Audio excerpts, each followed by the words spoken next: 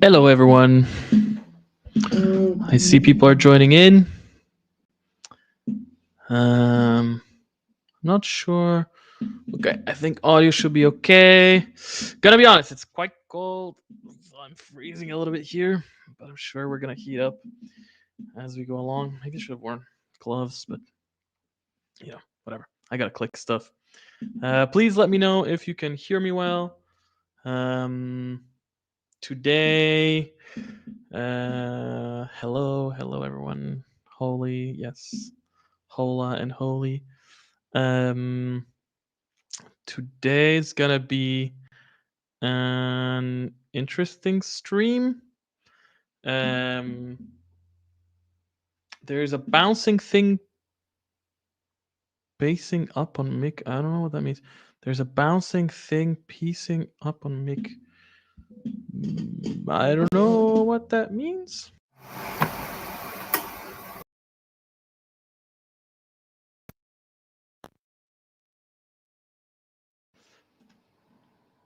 Yeah.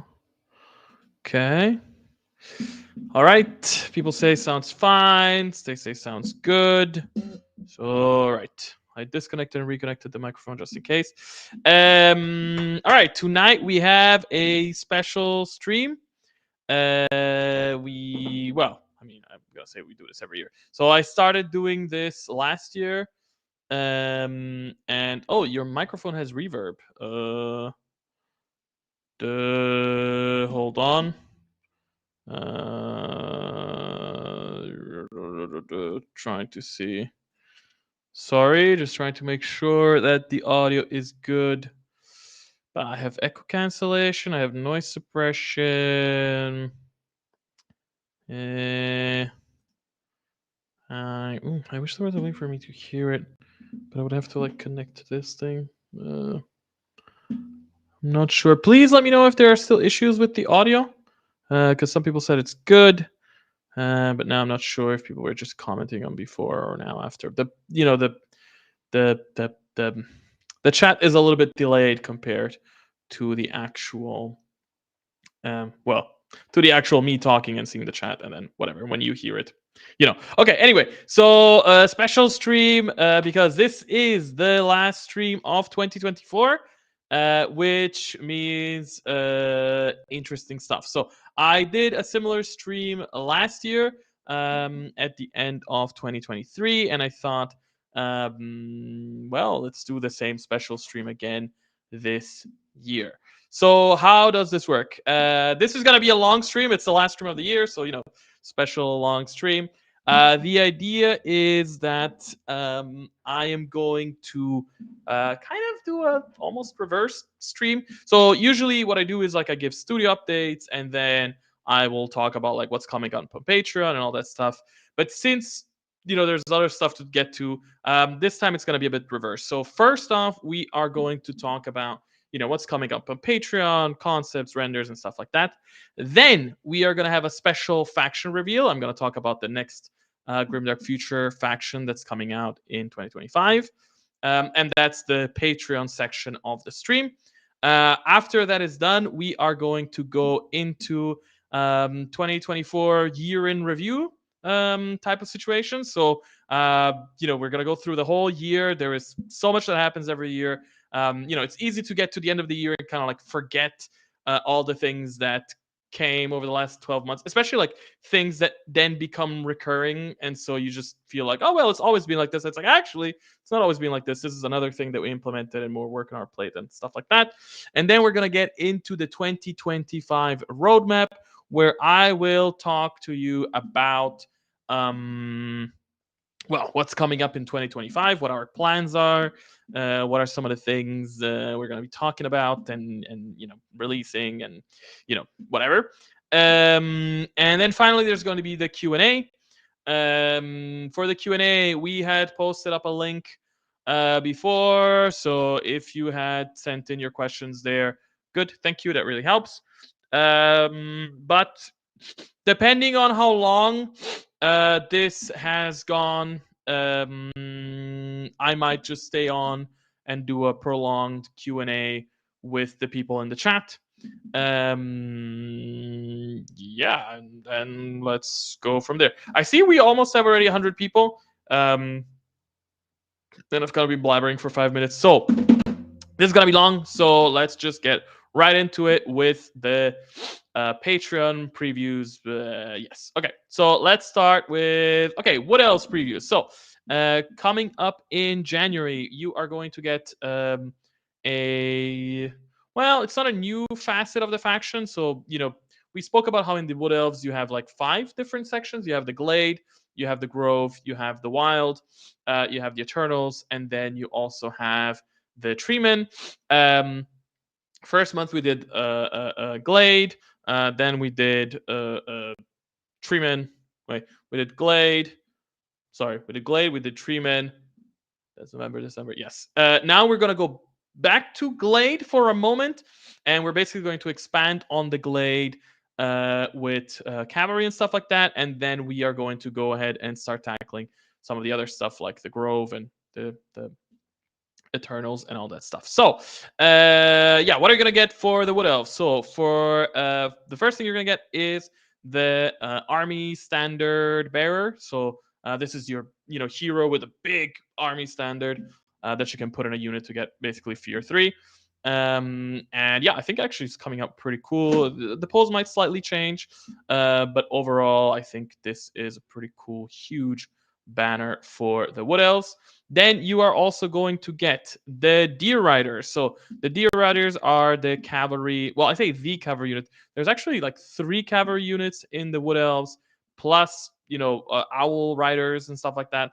But this is your most basic cavalry unit for the Wood Elves.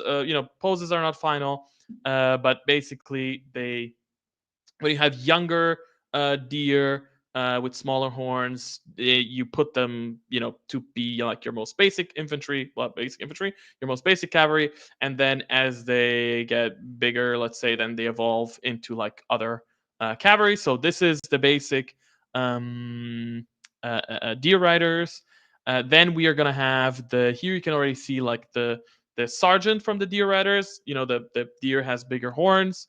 And then we also have the leader the Glade leader on deer, which again has like a special deer that they ride.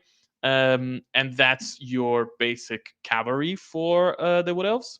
Then you're also going to get these are called the Guardians. Guardians are basically your standing archers. So your longbowmen. In the first month, we actually released the Scouts. The Scouts have short bows. They're kind of stealthy. They're kind of like scouting around, like scouting ahead and stuff like that. And they have like small bows. Whereas the Guardians, the Defenders, I think they're Defenders, whatever. They have these huge longbows, so they're standing more straight. These are kind of like your, if the scouts go around on trees and shoot arrows from there, these guys stand in big block formations and fire from afar at the enemy with their big longbows. And yeah, they look pretty cool. They have huge longbows actually. Then you're also going to get the Beetle Swarms. This is a completely new unit in the army. Here you can just see a small preview of like couple of beetles and some of the type of terrain that they were going to go over. But in the end, you're going to get different variations of the beetles and like little swarms that are going on different types of bases. And there is going to be 3 poses in total. Completely new unit for the Wood Elves that wasn't in the game before. And then finally, you are going to get the Giant Beetle, another new unit for the Wood Elves. Gotta be honest, this anatomy here is still work in progress. So it's gonna change substantially from what you're seeing here. But substantially, it's gonna change. They are basically the giant beetle is basically like the Triceratops from the Saurians, but now for as a giant beetle for the Wood Elves, I guess. It's going to come with a bunch of like riders with bows, and then it also comes with the option for a big crossbow, like a ballista type of thing, and it also comes with the option for this sort of like nest, like egg nest thing, from which you can then spawn beetle swarms. So it's a nice combo that you get to make your little beetle swarms, and you get to make your big guy, and then he gets to spawn them. All right, that's about it for the wood elves. I'm trying to go relatively fast, considering that we have a lot of slides to get through. So that's the wood elves for January. Then we are going to look at the HDF for January. What do we get? We get the observer. The observer is, well, an observer. Has this cool little scouting binoculars, has a radio backpack to kind of like relay information about enemy positions and such. Observer, basic hero for the HDF. Then you're going to get the sniper leader, I think it's called sniper company leader, something like that. Whatever. It's a sniper hero. Again, actually a new unit for the army. I don't think we used to have sniper heroes at all in HDF previously. So now you're actually going to get a sniping hero, which I think looks pretty cool. Then you are also going to get, of course, a unit of snipers. Snipers, they come with 5 different poses, male, female, all the usual stuff. They have sniper rifles. Some of them have these big suppressors. I like that some of them are like on these, pieces of terrain, and they have cool poses. Here you can see 4 of the poses. Pretty cool unit, actually. Like, it's one of the first ones that we worked on, and I think it came out pretty cool. And then you are also going to get the artillery team. So this is the small artillery piece. Like, there was a big artillery vehicle that has a huge cannons and stuff like that. Whereas this is the small artillery. It's kind of the equivalent of an artillery piece from Fantasy. And yeah, here you can see it with the quad rocket launcher. I think it comes with 5 options. I think it comes with an AA cannon, a triple grenade launcher, a laser cannon, and a battle cannon or an artillery cannon, something like that. A siege cannon, I think it's called. And then it also comes with a crew of 3. 2 of them are humans, and 1 of them is a robot. And actually, it's like a different design of the robot for the artillery unit in particular. And then finally, you're going to get the heavy battle tank. This is actually a pretty early shot. The tank has changed quite a bit since we made this. But yeah, heavy battle tank is essentially, well, I guess it's in between the battle tank and the super heavy battle tank. You have the heavy battle tank. So, it's bigger, it's more armored. It has a more substantial arsenal weapons. Like all of its guns are like doubled. So it has like, instead of having like each sponson with like 1 gun, it has like double guns on each sponson, and like it has a cannon. Here, actually, I don't know if this is modeled correctly on this one, but usually it has like a cannon which comes with like a side auto cannon and stuff like that. So it's essentially double the firepower. And so this is the heavy battle tank for the HDF. Then what else are we going to get? We are going to get some quest characters. Well, 1 quest character, 1 star quest character, so some RPG-like characters. First off, you are going to get the Lust Demon Sorceress. She has this cool, like, space buns haircut and, a wand, like Avada Kedavra kind of situation. And little pouches and stuff like that because she's an adventurer. Very cool. Cool to see another Lust Demons model. We haven't had one in a while. So that's nice. And then for StarQuest, you are going to get a Dwarf Guild Sentinel, I think it's called. Still to be worked on. This pose is still a little bit stiff. But the idea of the Sentinels is that they're kind of like monks. They have these sort of like, usually they have double guns, and they're very mobile and stuff like that. And yeah, he has like a cool cyber haircut type of situation. All right, so that's the quest and star quest characters. And then what else are you going to get? You're going to get terrain. Yes, so in January, you're going to get the scatter terrain for the urban terrain. This basically bookends the urban terrain set. Here you can see just a couple pieces, but basically these are like lots of small basing bits that you can put, well, on a base to basically use as basing bits. Yes. And you can also put them on terrain to, keep customizing your terrain. You also get some bigger pieces that you can use to further customize your bases, or your terrain, or just to use as standalone terrain. And then you also get some cute animals. You also get, what's urban terrain without a pigeon, for example. There's also actually some urban terrain bases that are coming out. We actually made a mistake last month. We said that in January you were going to get the desert themed small terrain, but that's incorrect. You're going to get the urban scatter terrain and the urban bases. And then, in February, you're going to start getting the desert terrain. All right, cool. And then finally, you are also going to get the legendary, of course, and this is the Vampiric Undead Butcher Titan. You know, well, I think I've told the story before, but basically, when we were coming up with random ideas for different legendary creatures for the Vampiric Undead, this was drawn, and at the time, it was like, well, we don't really have, we only had the regular like stitched zombies as zombies, and then we had this big titan. It was like, how does that work? We need something in between. And then we made the butchers, like the stitched butchers, specifically so that one day we could make this model. And well, one day we made this model. This model is incredible, honestly. It's filled with tiny detail. Like, it's the guy's just made of different bits and pieces, and has these two heads that are going in different directions. And it has like rips in its skin, like in its stitching, from which like more stitched zombies come out. It's kind of crazy. Yeah, but it's a cool model. It also comes with a cute little ghoul gravedigger, which I thought was funny. And yeah, that is the stitched butcher titan, the stitched butcher titan, whatever, the butcher titan. Okay. Next up, we are going to look at the actual concept art for what's coming in February. So, in February, like I said, you are going to start seeing a new facet of the Wood Elves with the Grove.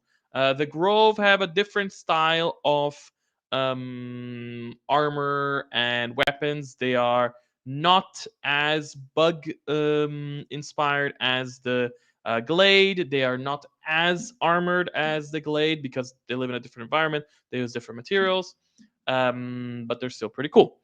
So first, you're gonna get the Glade Lord, Glade Leader. No, sorry, Grove Lord, Grove Leader. I forget the name. So yeah, you're gonna get your basic like hero for the Grove.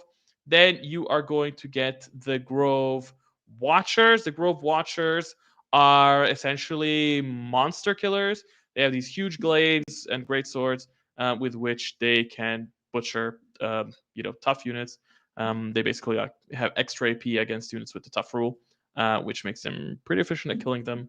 Then you are also going to get the this is the Grove Leader on Great Stag. So, like I said, the basic cavalry for the Wood Elves are the deer, whereas the more advanced cavalry for the Wood Elves are the stags. And here is the leader on the Great Stag. The Great Stag is, well, the special version of the stag for a hero. So then you're going to get the Lancers, and the Lancers ride stags. They have these I guess, more badass deers, stags. They have this sort of like fur around their neck. They have bigger horns, and yeah, they're pretty badass. They're almost more like a heavy cavalry type of situation. Um, but that's not it. That it's not over. That's not the end for cavalry from the Wood Elves, because you're also going to get the Mounted Weavers. This is again a new unit in the army, and well, a modified unit in the army. And basically, we thought, hey, like we have this theme of the owl, and we want to kind of like we had this thing that we wanted to have the 3 cavalry units, but we didn't want all of them to just be deer. And we said, what can we do there? How can we come up with something cool? And so we had this idea for the owls, and we said, well, what if they have this sort of like chimera type of situation? And actually, there's like a little buddy owl chimera, and then there's going to be something bigger coming later. But yeah, your middle point is the Mounted Weavers, which are mounted on these like chimera owls that are, yeah, basically like magic cavalry for the Wood Elves. Okay, then we are also going to release HDF stuff. So HDF, what are we going to see in February? We're going to see the Stormtroopers come out. The Stormtroopers basically are a different facet. I mean, not completely different facet, but they had a different element to the HDF. The HDF so far has been mostly about um, basic infantry, some robots, but they more or less always the same type of interest. It's infantry that's ground based. They go around with their vehicles and stuff like that. And the stormtroopers, they come from the sky. They can basically like aerial drop into battle, and so they have this different armor. They have these different helmets. They have different types of guns that we're going to see here. I always imagine that like if you were to see if you were to send HDF to like a very hazardous planet, or maybe even like for like some space boarding action fighting, you would use the stormtroopers. So you're gonna get the storm leader. That's your hero for the stormtroopers. Then you're going to get the actual stormtroopers. You can see them here. They have heavier armor. I'm sure that the armor is gonna end up looking a bit different because this is like a really really old concept before we had started actually sculpting the faction. But they have a different style of armor. It's not they have a different style of armor. It's more that they're fully covered in armor. They don't just have like the chest plate and like the knee pads and stuff like that. They have different guns. They have different helmets. They come with these cool capes, and they make them really heroic. Then you are also going to get the bikers. Oh yeah, actually, there's going to be a biker leader as well. So like a leader on bike, but whatever. Here we can see the bikers. The bikers is basically the cavalry unit for the HDF. They come with all the classic HDF cavalry unit stuff. So they come with lances, they come with pistols, they come with different things like that. Here in this illustration, it shows that there's guns on the bike, but that's incorrect. There's actually no guns on the bike. They hold the pistols and like the lances and stuff like that. They have different types of lances. They have like explosive lances and all that sort of stuff. And like I said, there's also a leader on bike that you're going to get. Then, okay, yeah, I was actually a bit hesitant about putting this one up here, but I thought I should. So you're also going to get the Light Walker, which is the first walker that's not a Titan, I guess, that you're going to get. I was a bit hesitant because since we started developing the actual models for the Titans, for the walkers, we ended up changing them quite a bit. So they don't look like this. So this is still based off like a really old concept that we had. And then when we moved this to 3D, it didn't work. Having these like headless Titans ended up looking just wrong. It just looked like you had basically these arms going into a chest. It was an absolute mess. So the final light Titan, light Walker, is going to look a bit different. But think about the Titan Walker, but smaller and lighter. I guess if that makes sense. All right, and I think that's it for HDF. Yes, okay, that's HDF for January. For February. Then you are going to get quest characters for February. First off, you're going to get the Change Demons Warlock, which I think actually looks really cool. I love its like little staff and like the magic and stuff like that. I think there's something really badass to the Change Demons as a whole. And again, it's very cool to see demons when we haven't had them in a while. And then we have for StarQuest, we have a Robot Legions infiltrator. No, sorry, they're called Pathfinders. And so the Pathfinders are basically like your long range snipers and stuff like that. I love the idea that it has this sort of like techno poncho thing going. And again, very cool to see a Robot Legions model when we haven't seen Robot Legions in a while. Really looking forward to this one as well. And then we are going to also get terrain. So, like I said before, there was a bit of a mix up. And so in February, you're going to get the desert themed terrain. And here you can see a couple of the pieces. We are doing more generic terrain. So you can expect, I guess, more generic designs. So, you have dunes and rocks and, these sort of like ruins in the desert. And, that's what you can expect from the desert terrain. And finally, what do we have? The legendary? Yes, the legendary. So the legendary for February is going to be the the Human Defense Force, super heavy battle tank. I think that's what it's called. Super heavy battle tank. Yes, which is just a massive tank. If you thought the heavy tank was big, this is way bigger. And it comes with a bunch of guns. It comes with like different sponsons and machine guns at the top, and a huge cannon, and other cannons in the front, and grenade launch. It's a big thing, and it's going to be a big model, and it's going to be a challenge to sculpt. I'm going to be honest. Sculpting all of the vehicles has been quite a challenge, as you've probably noticed from how we've been releasing them. But I'm looking forward to seeing this one finalized. All right, so I think that's it for the concepts for January and February. Whew, I went through it pretty fast, 20 minutes. That's good. So let's get talking to what is coming out later, which is. Okay, so next grimdark sci-fi faction revealed. It's the Orc Marauders. I already saw people in chat, guessing it, and I think I've been dropping hints here and there. But yeah, so Orc Marauders are being revealed today. They are being released in April.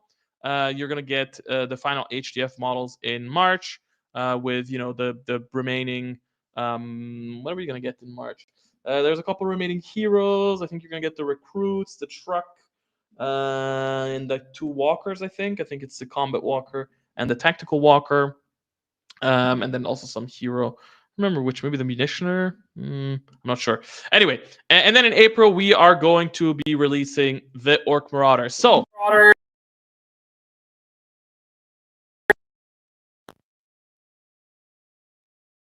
Something happened to my microphone. I hope it works well. It says it reconnected. Shouldn't have hit the table. Okay, I hope it works. Please let me know in chat if you cannot hear me anymore. So Orc Marauders. What can I tell you about the Orc Marauders?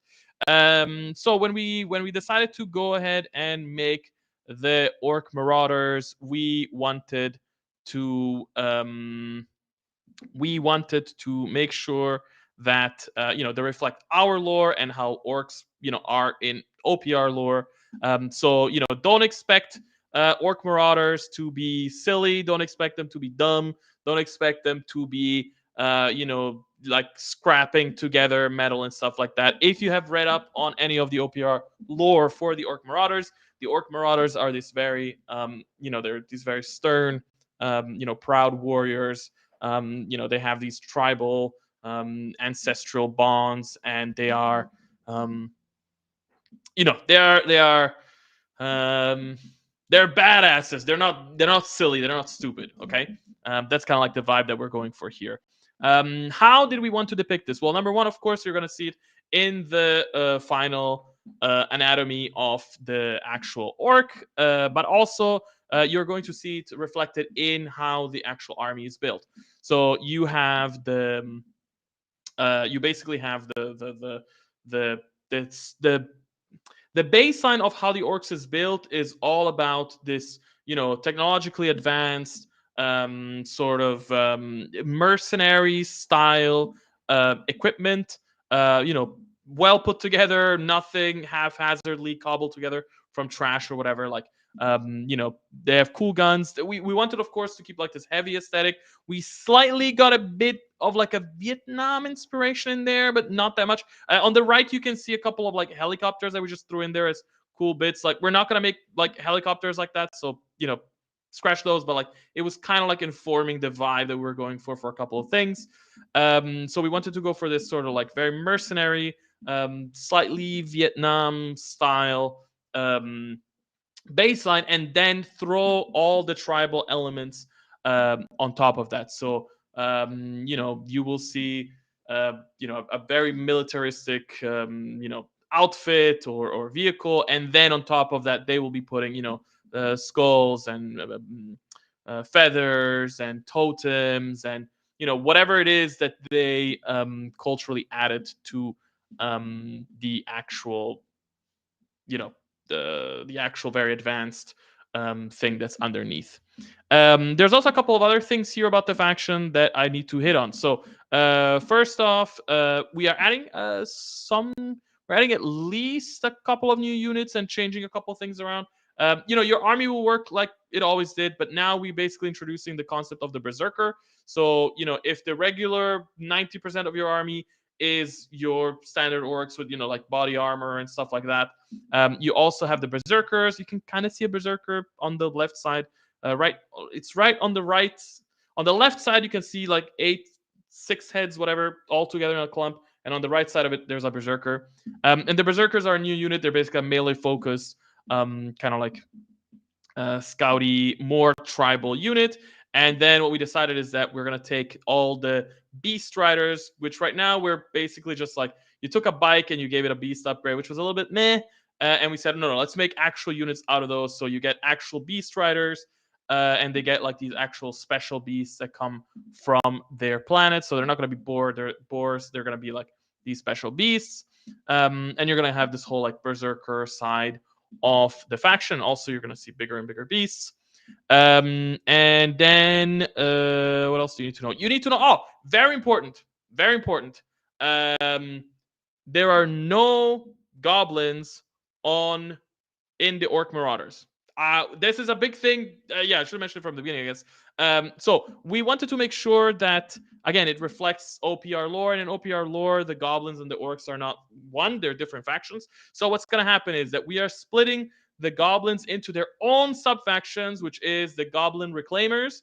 And the Goblin Reclaimers are going to come out right after the orcs. So if you are someone that wants to mix their orcs with their goblins, don't worry, you're going to get all the orcs and you're going to get all the goblins, and you can treat it as one big faction. But if you're someone that says, hey, I want to play my goblins by themselves, I want to play my orcs by themselves, you will be able to do that. People fans have been going crazy about the idea of us doing a proper separate sci-fi goblins faction, and so we are satisfying that. What does it mean to have a separate goblin sci-fi faction? We're going to talk about that a little bit later, a bit more. Whatever. They're their own faction, which means that they get new units. So right now, the goblins essentially just have what do they even have? They have a basic mob squad, and then they have the little walkers, little tanks, and an artillery piece, which But now, if it becomes its own faction, now you're gonna get 3, 4, 5, 8, however many different units, different types of goblins that do different things, different types of goblin vehicles, goblin heroes, a lot of cool stuff. And yes, you're gonna get them right after the orcs. One thing that's interesting about the goblins, well, we'll talk about them later when we're looking at the 2025 previews. But yes, the big reveal right now is that the Orc Marauders are coming out in April. And yeah, I hope I've covered everything that I needed to cover about the Orc Marauders for now. And you will find out more as the faction develops, as the months go by, and then finally as we release them in April. But yes, I do want to emphasize this, as always. Big disclaimer: OPR, we are doing our own thing with our own models. So if you are looking for silly orcs, if you're looking for dumb orcs, if you're looking for scrap metal things together, stuff like that, orcs, that's not what you are getting here. That's not the style that we're going for. But if you're looking for, the cool style that we want to do, the OPR orcs that have this cool mix of mercenary and tribal vibe, then, you are going to get that. Okay, whoo! All right. With this, we are now well into the stream, and we have kind of covered all the studio updates. And now we are going. Honestly, I've been going pretty fast. I managed to do this in half hour. I thought it would take longer. Now we are going to go into the 2024 year in review. Let's go. Like I was saying before, all right, here I guess I can start taking a bit more time and go slowly. Like I was saying before, I feel that when when you're going through the monthly grind of Patreon and other releases, especially from our side where like everything is so hectic because you know from your perspective, it's like, oh, the month starts, here's a drop, thank you very much, and if you want, you can just like, tune out of OPR until the beginning of the next month, and that's it. Whereas for us, it's like there's stuff happening every day.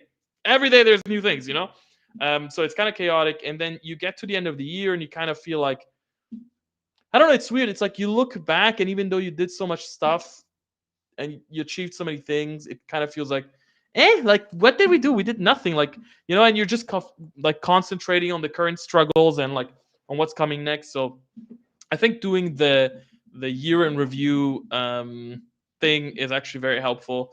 Also because there are so many things that we do that we not just forget about, but also we just get used to.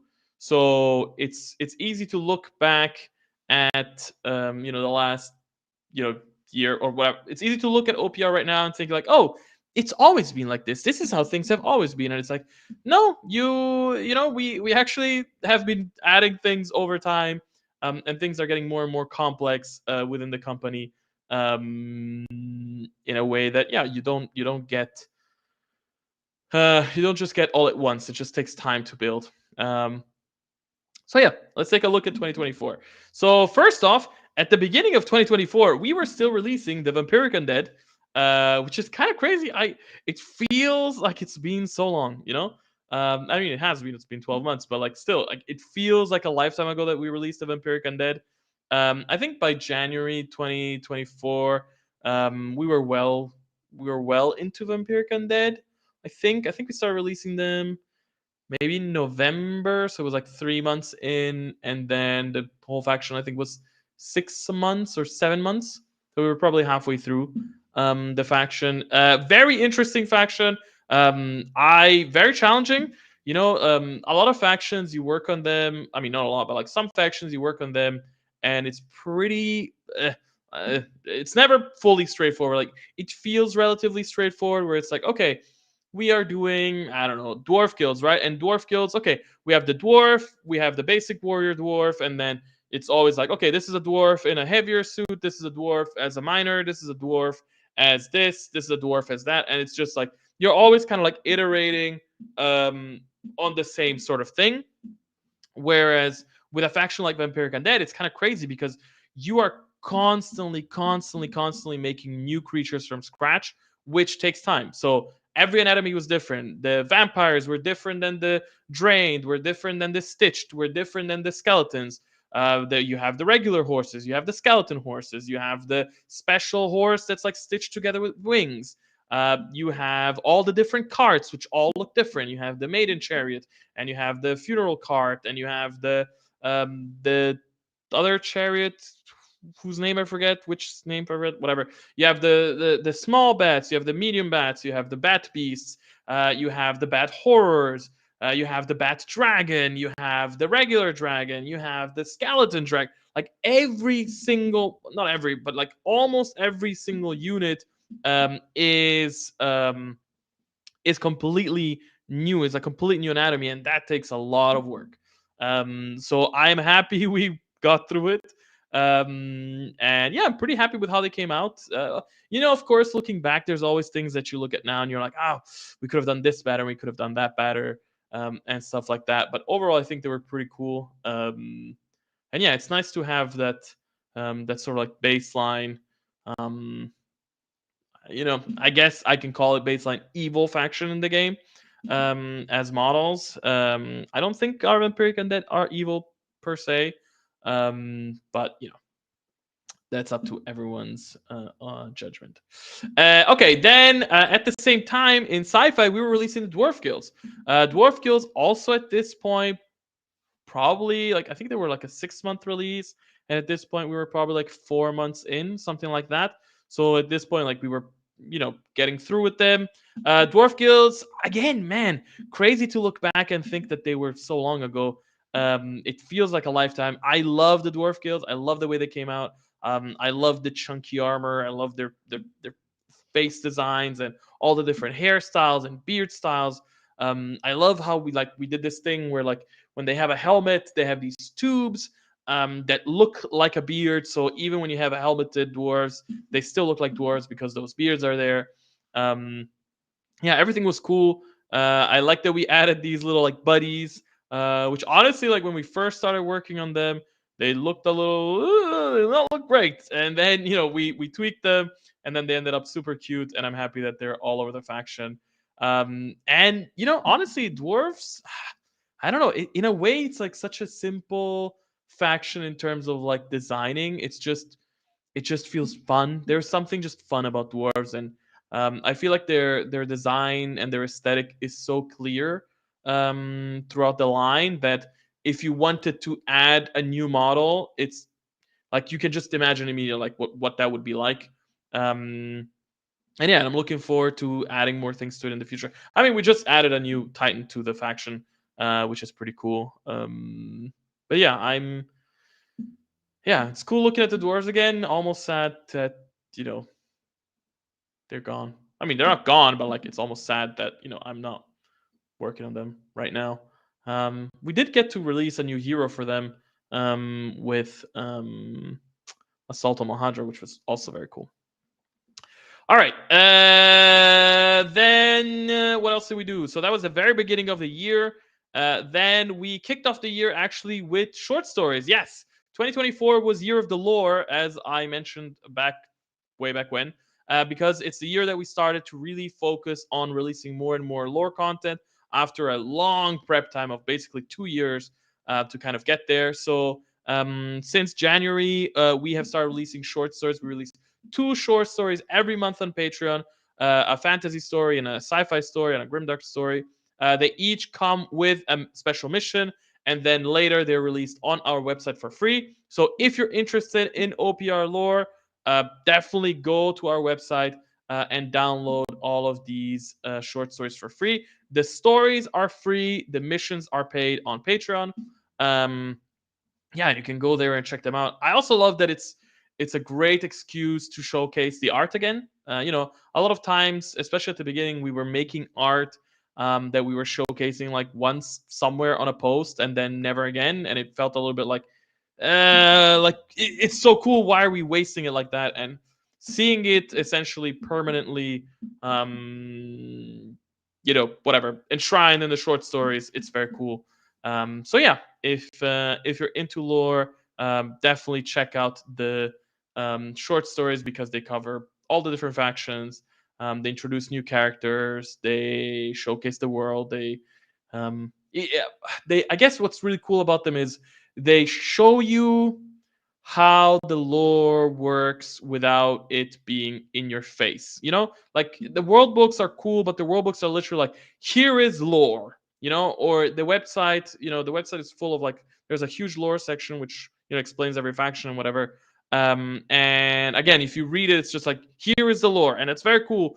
But the short stories bring something really cool by having the lore essentially be like um given to you in like little snippets, and you're seeing the lore in action. It's not just being thrown at you as like sort of exposition. Yeah, okay, so that was short stories. That was in January. Then we also, okay, yeah, that's another thing that we started doing in 2024. Again, one of those things that feels like it's been like this forever, but it's not true. Like in January 2024, we started releasing all of our paper minis for free. So we changed our business model around paper minis, where as paper minis are being developed, they're released on Patreon and they're paid. And once the faction has been fully completed, then it goes for free on Wargame Vault / Drive Through RPG. So basically, you're paying for like a preview, let's say, a pre-order, not a pre-order, whatever, an early access to it, and then eventually it goes out to everyone. There is a small percentage of people that play with paper minis, and having them essentially only available to be paid made it so that even for those audiences, it became hard to access. Basically, like OPR is about accessibility in many ways, and the paper minis they're meant to be one of the ways that you can access the games. very easily. I mean, I remember there was a time when I was just playing with paper minis because I couldn't afford it. I just couldn't afford minis. I couldn't afford. I didn't have the time. I couldn't afford the paints. I couldn't afford truly anything. And so at the time, I would go online and I would just screenshot different miniatures off the web, and I would create my own paper miniatures that then I would cut out and have like big battles, and big battles on a carpet without terrain, like just books and stuff like that. It was great, and it really helped me like engage and stay engaged with wargaming, even in a time when I did not have the money for actual physical minis.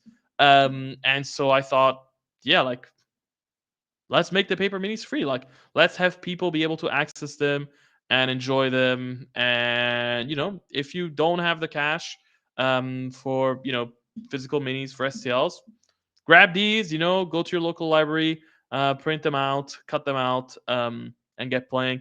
And they also come with a bunch of stuff. Like, they're not just like, hey, here's just paper minis. Like, they come with different color schemes. You get like 2 color schemes. You get them in black and white in case you want to color them yourself. You also get terrain. You also get them with like black outlines for those that like having them with black outlines. You also get tokens for virtual tabletop. You get full body tokens. You get circle tokens. Yeah, lots of stuff, all for free. And Yeah, that's what we started doing this year. And we're gonna keep doing paper minis for as long as it makes sense. I hope that is forever. But yeah, who knows what the future will bring. Yeah, paper minis. Okay, then what else? Okay, yes, we also kicked off the year with new quick start sets. So, speaking of free stuff, so do you have a 3D printer and you want to try out OPR, but you don't want to invest in the Patreon yet or buy, all of our models yet? Well, you have the free quick start sets. So there is a sci-fi set and a fantasy set. This was at the beginning of the year. We had released a new set that was, well, sci-fi was War Demons versus Jackals, and fantasy was Beastmen versus Duchess of Vinci. Also comes with the paper version of everything, so with paper minis of everything. It also comes with the virtual tabletop tokens, so that you can play them on Roll20 or whatever. Also comes with like the standees versions, I think, which are also good for like tabletop simulator and stuff like that. Yeah, the quick start sets completely free. You can give them away. You can print them and give them away. You can, make them as a little birthday present for your kids. Whatever you want, they're there for you. Again, just making sure that the games are accessible, making sure that if you want to start wargaming, the barrier of entry, whatever, is as low as possible. Okay, so that was the new quick start sets for 2024. Well, for the beginning of 2024. Then what else did we have? Oh yeah, OPR compatibility. OPR compatibility really got going and kept expanding throughout 2024. We added 11 new partners, I think, 11 new compatible partners to the program, and there is more coming. And yeah, it's very cool to see the program catch on.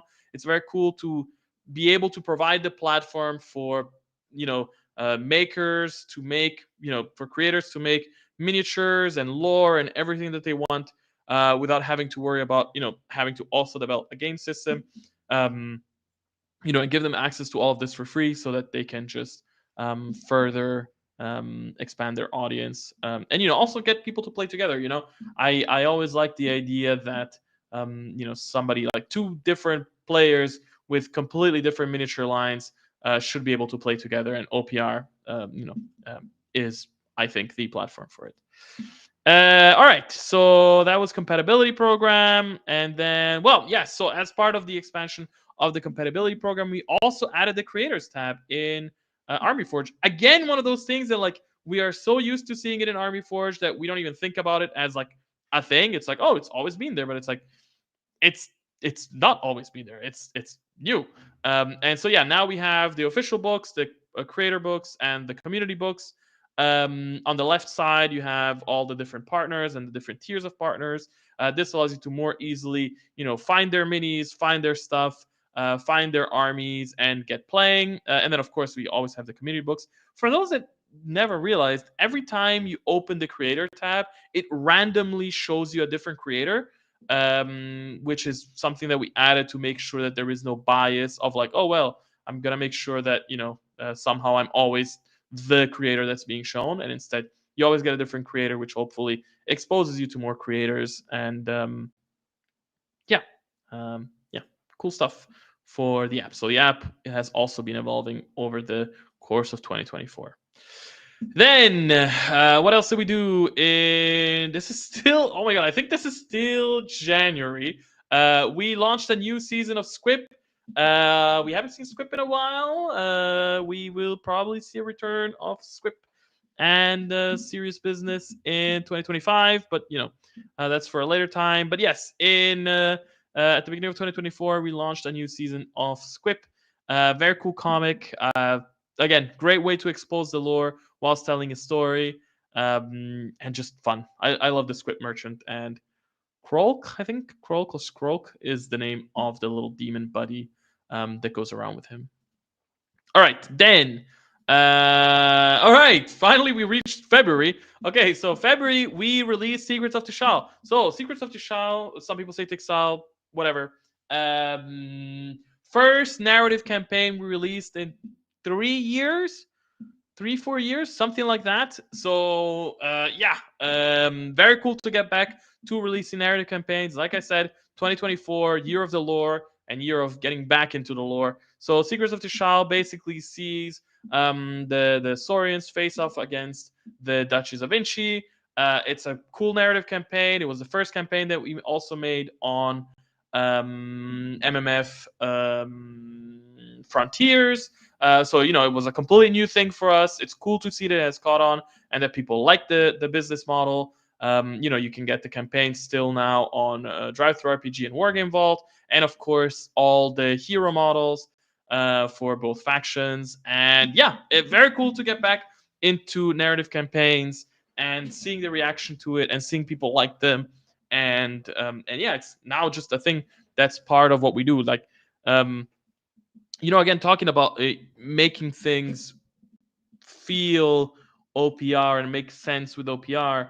I feel like, for example, one thing that we used to do a lot is just, a random 70% off sale, which, it's great, but I feel like it doesn't give people the context and the opportunity to really get to know OPR for what it really is.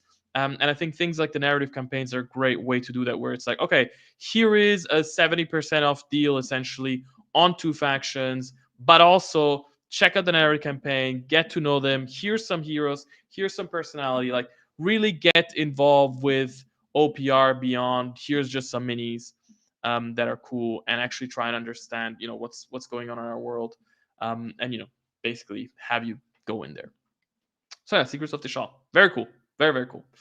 Then after that, in March we went to Adepticon. I don't know why this picture is so blurry. I think I might have messed something up when creating the slides. Yeah, in Adepticon, we had basically a shared stand with Chronicles. Our friends at Chronicles were very nice to give us a little part of their stand to showcase our minis, give out free minis, talk about the games and stuff like that. First time for me to be at Adepticon. Very cool to see. Big venue, lots of gaming. That was crazy cool. Because before that, I had only been to Spiel, and Spiel is really mostly about board games, and it's just stands with people showing off their board games. Whereas here it was like 90% it was about gaming and gamers, and just a tiny 10% was about like the companies and showcasing new products and stuff like that. And yeah, it was very cool to be at Adepticon. And I met a couple fans, which was also very nice. Made some new friends. Very cool. Very very cool. I'm looking forward to going back to Adepticon.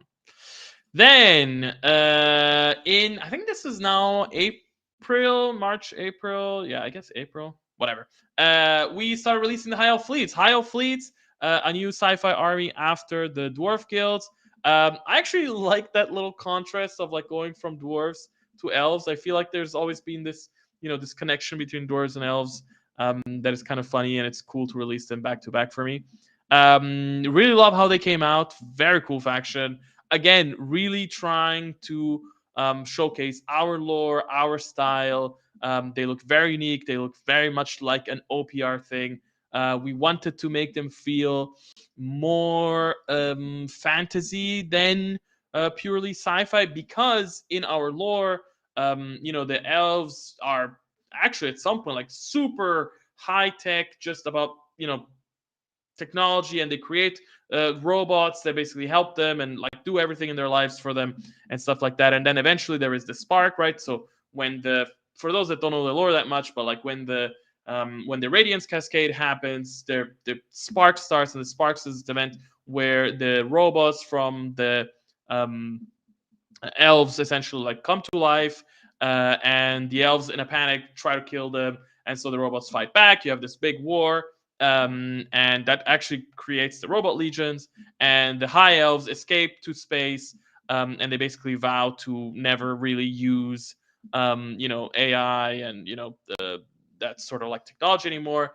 And so to kind of reflect that, they go back to their old ways and focus more on magic.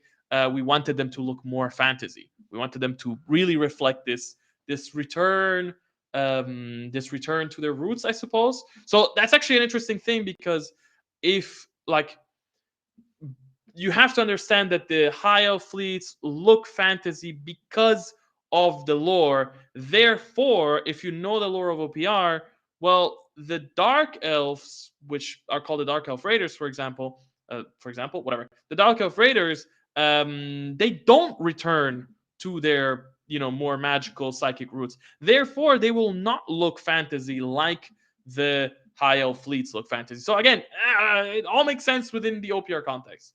And yeah, cool faction to make. I really love some of the details that we threw in from the lore. All these like energy spheres that they have, there's something to them. And then they have this, they have these little cute squirrels, which I really like. And actually, I really love the way that we designed the helmets. So like, if you look at their helmets and you generally look at their design, you're like, oh, they kind of look like Robot Legion. Like there is some similarity there. It's like, yeah, of course, because the high elves, the elves created the Robot Legions. Of course, there is some connection there.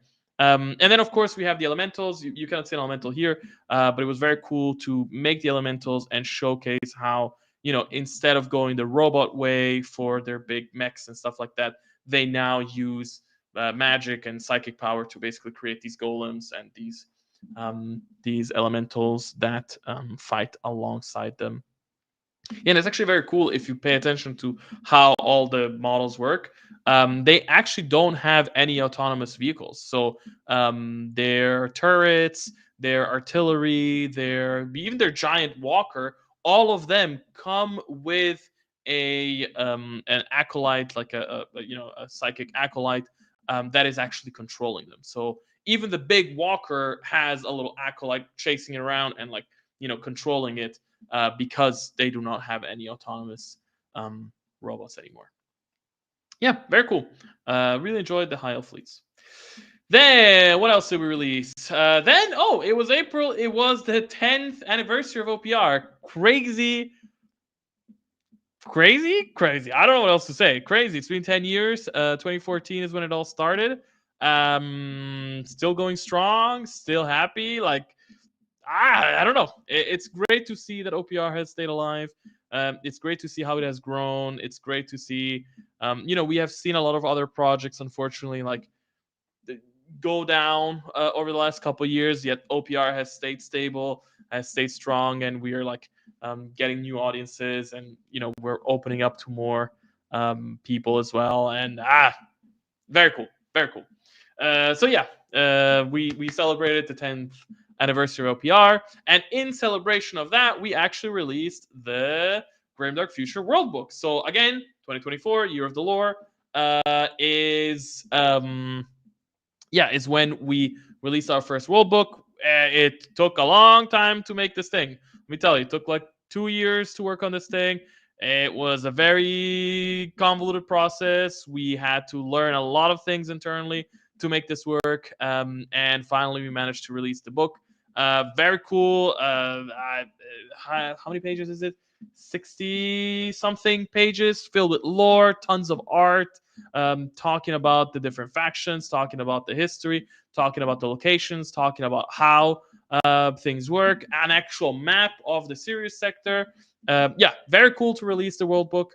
It is now available, of course, on the drive-through and Wargame Vault. But we also have like the first 13 or so pages for free. So if you want a primer to the Grimdark Future lore, you can go and check that out for free. It even has the map for free, so you can read up about it and understand more about how our worlds work. Very cool. Lots of lessons to be learned. And honestly, I am looking forward to a second edition. I feel like we are. We're so excited by all the different ideas that we've had and things we've heard from the community that we're just eager to work more on it. So yeah, it's gonna be interesting. Then, what else do we have? So then, end of May, I think, we had UKGE. UKGE. Well, unfortunately, a convention I didn't go to because I got an ear infection right before, like a week before the convention. But very cool, a new convention for OPR. The team was there. We had a stand. We had actually a pretty big booth with like different gaming tables, and we had giveaways and stuff like that. Here you can see people, learning to play. I think this is Grimdark Future. I think those are jackals versus war demons. Yeah, very cool. I really hope to be able to go to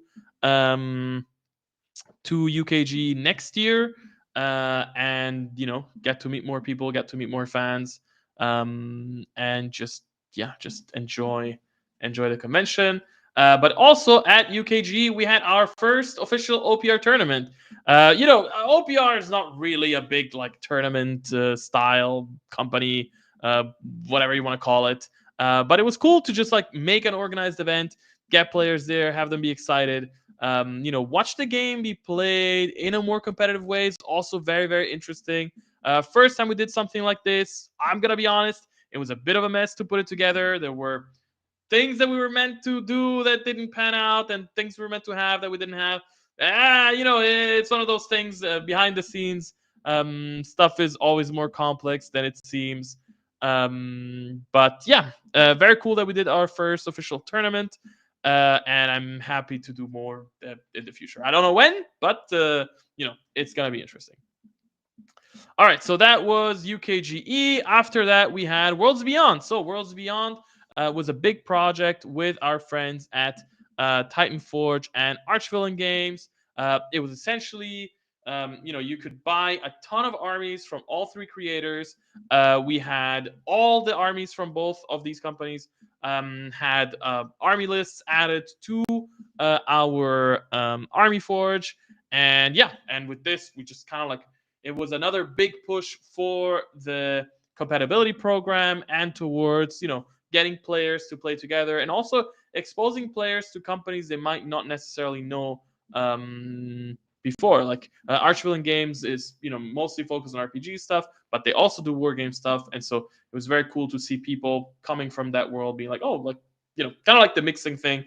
Also, we did a very cool trailer for it. And yeah, you can see a screenshot from it here in the background with Dave from Mini Wargaming, which was very cool. Very fun. Yeah, Worlds Beyond was great. I gotta say. All right, then we did the series report. So 2024 we stopped. We didn't stop per se, but like we didn't want to focus so much on series business and Squip anymore. We wanted to try out some new stuff with comics, and so we released the series report for Grimdark. So the series report basically has it's basically a comic book style lore primer for the Grimdark Future setting. It's kind of in some way the opposite of what I was saying before with the other comics, where it's like the other comics are telling a story and they're set in a world, and so they're kind of like undercover teaching you about the lore. Whereas there's people that like to just get their lore fed to them, have it more direct, have it more something to bite into.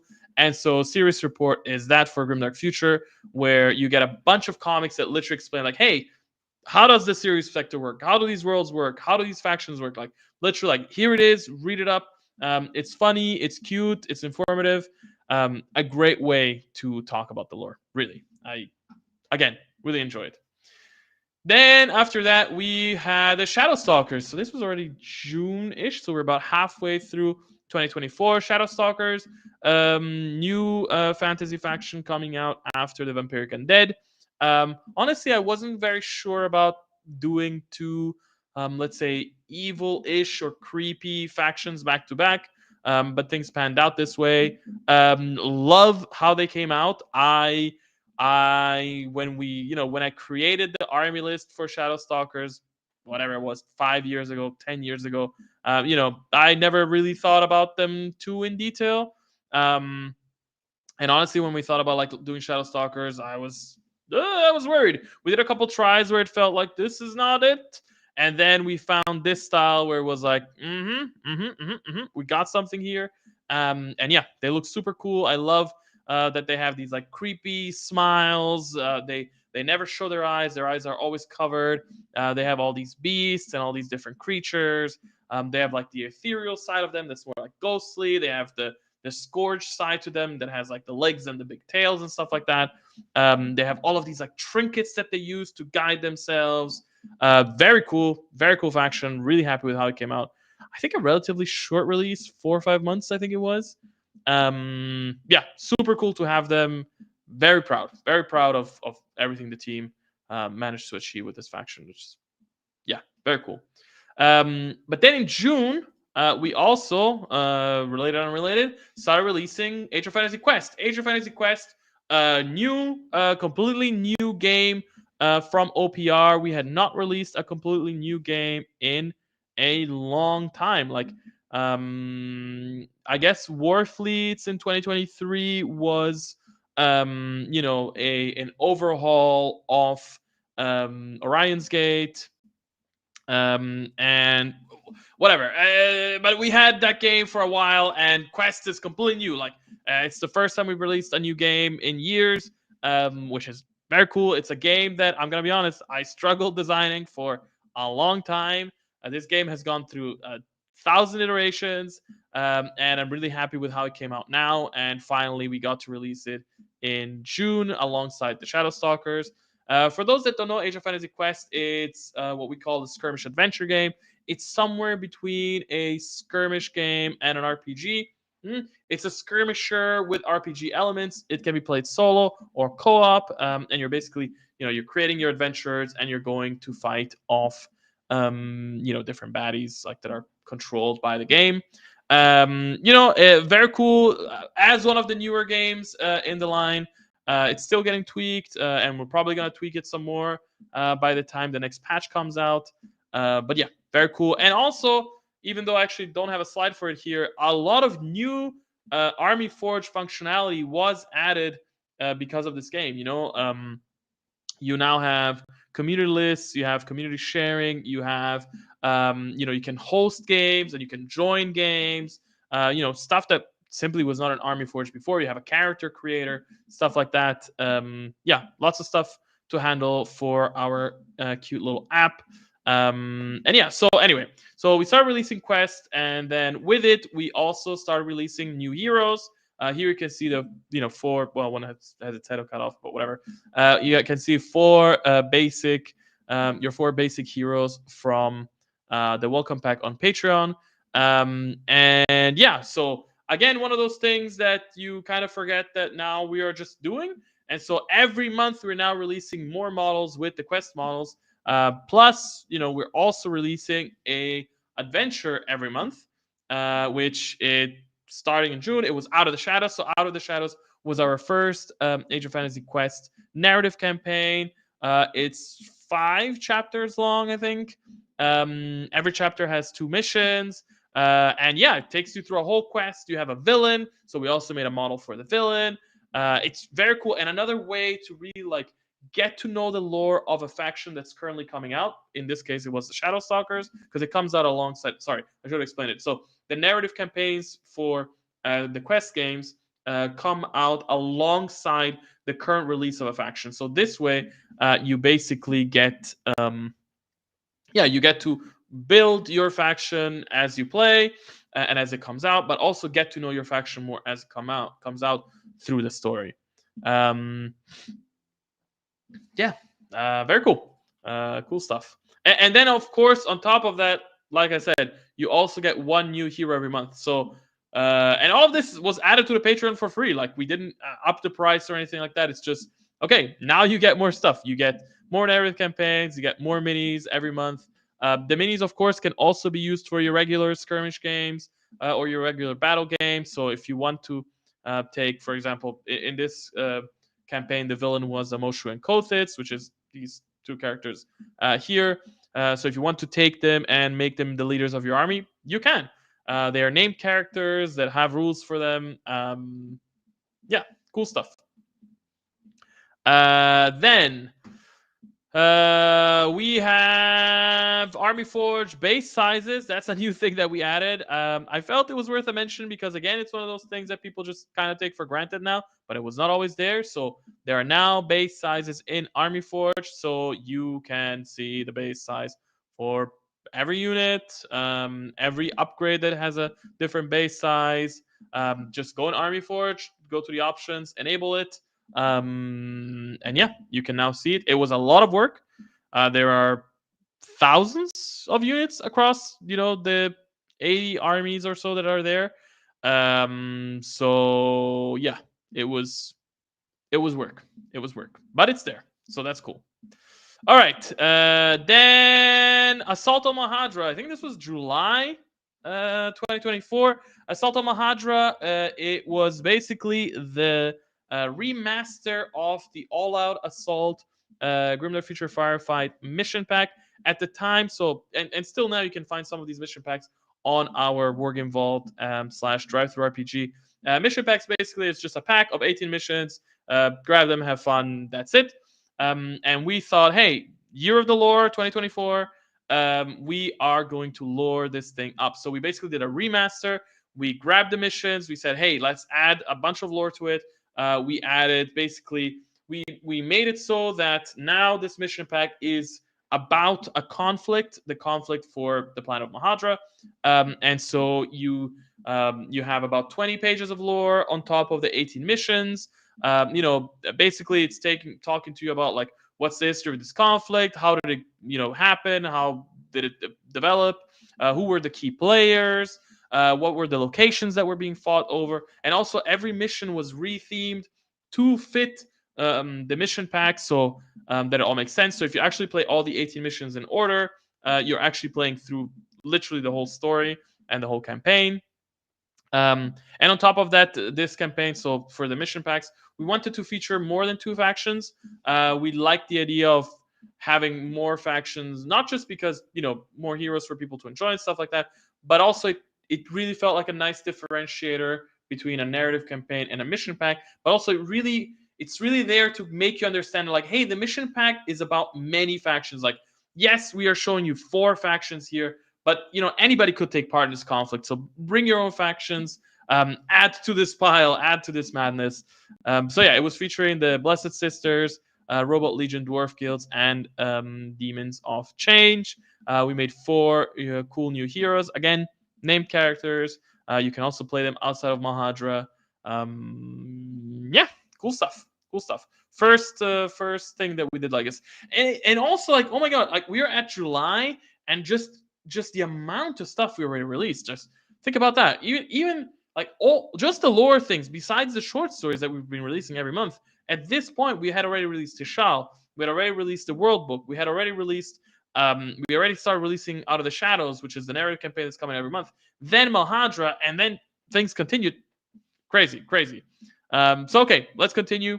What came after this? Oh, so now we get to September 2024. So the new edition of the game's released.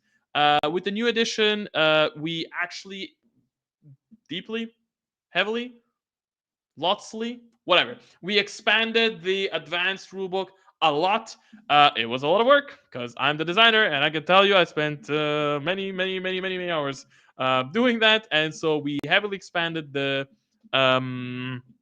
advanced rulebook, essentially doubling the amount of content in the advanced rulebook. But not only that, we went through all of the rules, the core rules, the special rules, the advanced rules, whatever, and we basically tweaked everything to make the game clearer, to make the rules clearer, to make the game more balanced. And also with this, we committed to a new thing, which is yearly releases. So we are now not doing quarterly releases anymore, where the games are constantly updated and people feel like they can't keep up. Now they're yearly releases. So the game came out, the new edition 3.4.0 came out in September. And so until September 2025, we are not going to be updating the core rules anymore. We are still going to be doing quarterly tiny adjustments to armies. We did one in December, actually. I think 3 armies had a couple units adjusted, but like nothing major. Honestly, almost nobody commented on the update at all, which is a good thing, which means that, you know, it did what it was meant to do without shaking the boat, rocking the boat too much. And yeah, new edition, very cool. And like I said, September 2025, there will be a new edition where we will change things. Whatever, I'll talk about it later. Okay, so that was September. With the release of the new edition, we also made new quick start sets. This time we have Starhost fighting Change Demons, and we have Plague Demons fighting Ratman. On top of that, actually, one of the things I forgot to mention that we started doing in 2024, we started releasing the new sets of more generic terrain. We basically completely changed how terrain is made at OPR and how it's designed to be printed. So before, our terrain was made to basically be big, and then it was cut in a bunch of parts, and people had to print like different plates, and it was like it cost a lot of resin to print, and you had to assemble it, and then because of how different pieces of terrain like bend, then it would like not get together. You had to use like, you know, green stuff to put it together. A bit messy. And so instead, we now committed to making this new style of terrain that essentially every piece of terrain fits on the build plate. It's easy to print, doesn't require assembly, and it's more generic. So we're starting, essentially, we're going to be working on 8 of these generic sets. It's going to take a couple of years to get through them, but basically, we want to cover all of the basic biomes that you would expect from terrain. And with that, yeah, basically give you everything you need to play the games in any way you see fit. So we released in 2024, we started by releasing the forest terrain and the urban terrain. And then we also put a couple of pieces of that terrain in the quick start set again for free. Oh yeah, and when we did the terrain, not only are we releasing these new style of terrain, which is more modular, actually, it's meant to be like put together. Like, it's not meant to be assembled. It's meant to be that you print different pieces in different ways, and then you can put them next to each other together on the table to create more varied, more interesting scenarios. We also start releasing more types of terrain.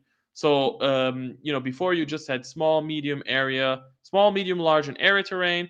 And now you also have platforms terrain, so to allow you to like have verticality in your games, as well as ruins terrains, which basically allow you to make buildings.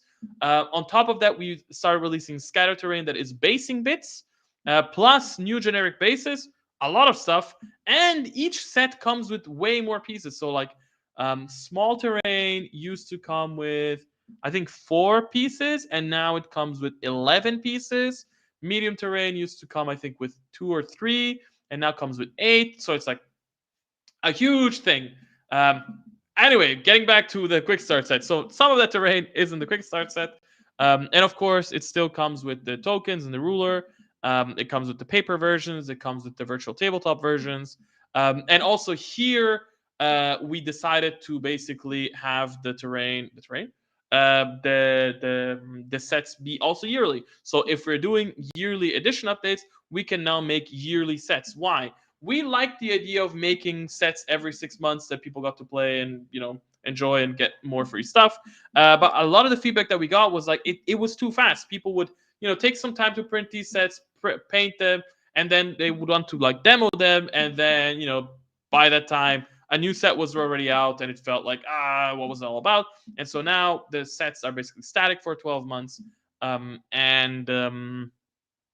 yeah, that's how it is. Also, one thing I'm noticing now, didn't talk about it before, but I can notice it now here. We changed the design of our books. We changed the layouts. I totally forgot about this. So yeah, we now we changed the cover, the layout of cover art to a sleeker one.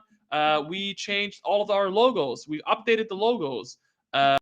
We have updated how the core rules look. They have like these cool little banners. We now have black and white versions of the rule books.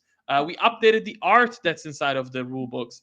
We made new illustrations that are inside the rule books. We also made so a lot of the diagrams in the rule books are basically like top down, showing you like some miniatures fighting. And we made sure that all those miniatures are OPR, current standard released miniatures. So you can see like in the Grimdark one, I think it's Eternal Dynasty fighting dwarf guilds, and you can see they actually look like our Eternal Dynasty and our dwarf. Lots of cool stuff. Yeah, very exciting, very exciting. Very happy with how this all came out. And yeah, that was a quick start sets. But in September we also released, to coincide with the new editions, we also released the Age of Fantasy World book. So another world book, another 2 years of work, crazy stuff. Lots of art talking about the world of Tyria, how it came about, the Havoc Wars and the time of peace, and then the breaking of the orb and the rift, and all that stuff, and how is life in Tyria, and how do people travel, what are void gates, what is the Nexus plane, what is, all of these things are all discussed in the Fantasy World book. Again, very cool to have finally released this thing. If you want to check it out, there's the first 13, 14 pages for free. There's also a world map with it, so you can actually finally see what does the world of Tyria actually look like. Well, the lands of Tyria, because the world is much bigger. Yeah, very cool. Again, super exciting now that we've released these to start working on the second editions, because yeah, lots of lessons learned, lots of cool stuff that we want to do, and more to come. More to come. Year of the Lore. It really was. Okay, then what else do we have for 2024? Oh my god, it keeps going. Okay, the Tyrian Scroll. So yes, the same way that we started releasing the Sirius, I forgot the name now. The Sirius Report.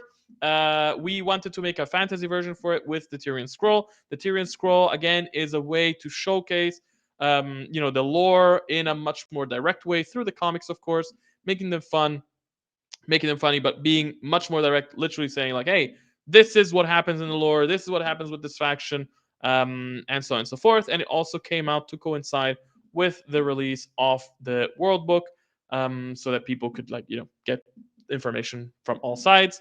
Another super cute comic that I really enjoyed. Yeah, and looking forward to making more of these in the future. Okay, then what else did we do? Then we got still in September. Oh my god, so many things in September.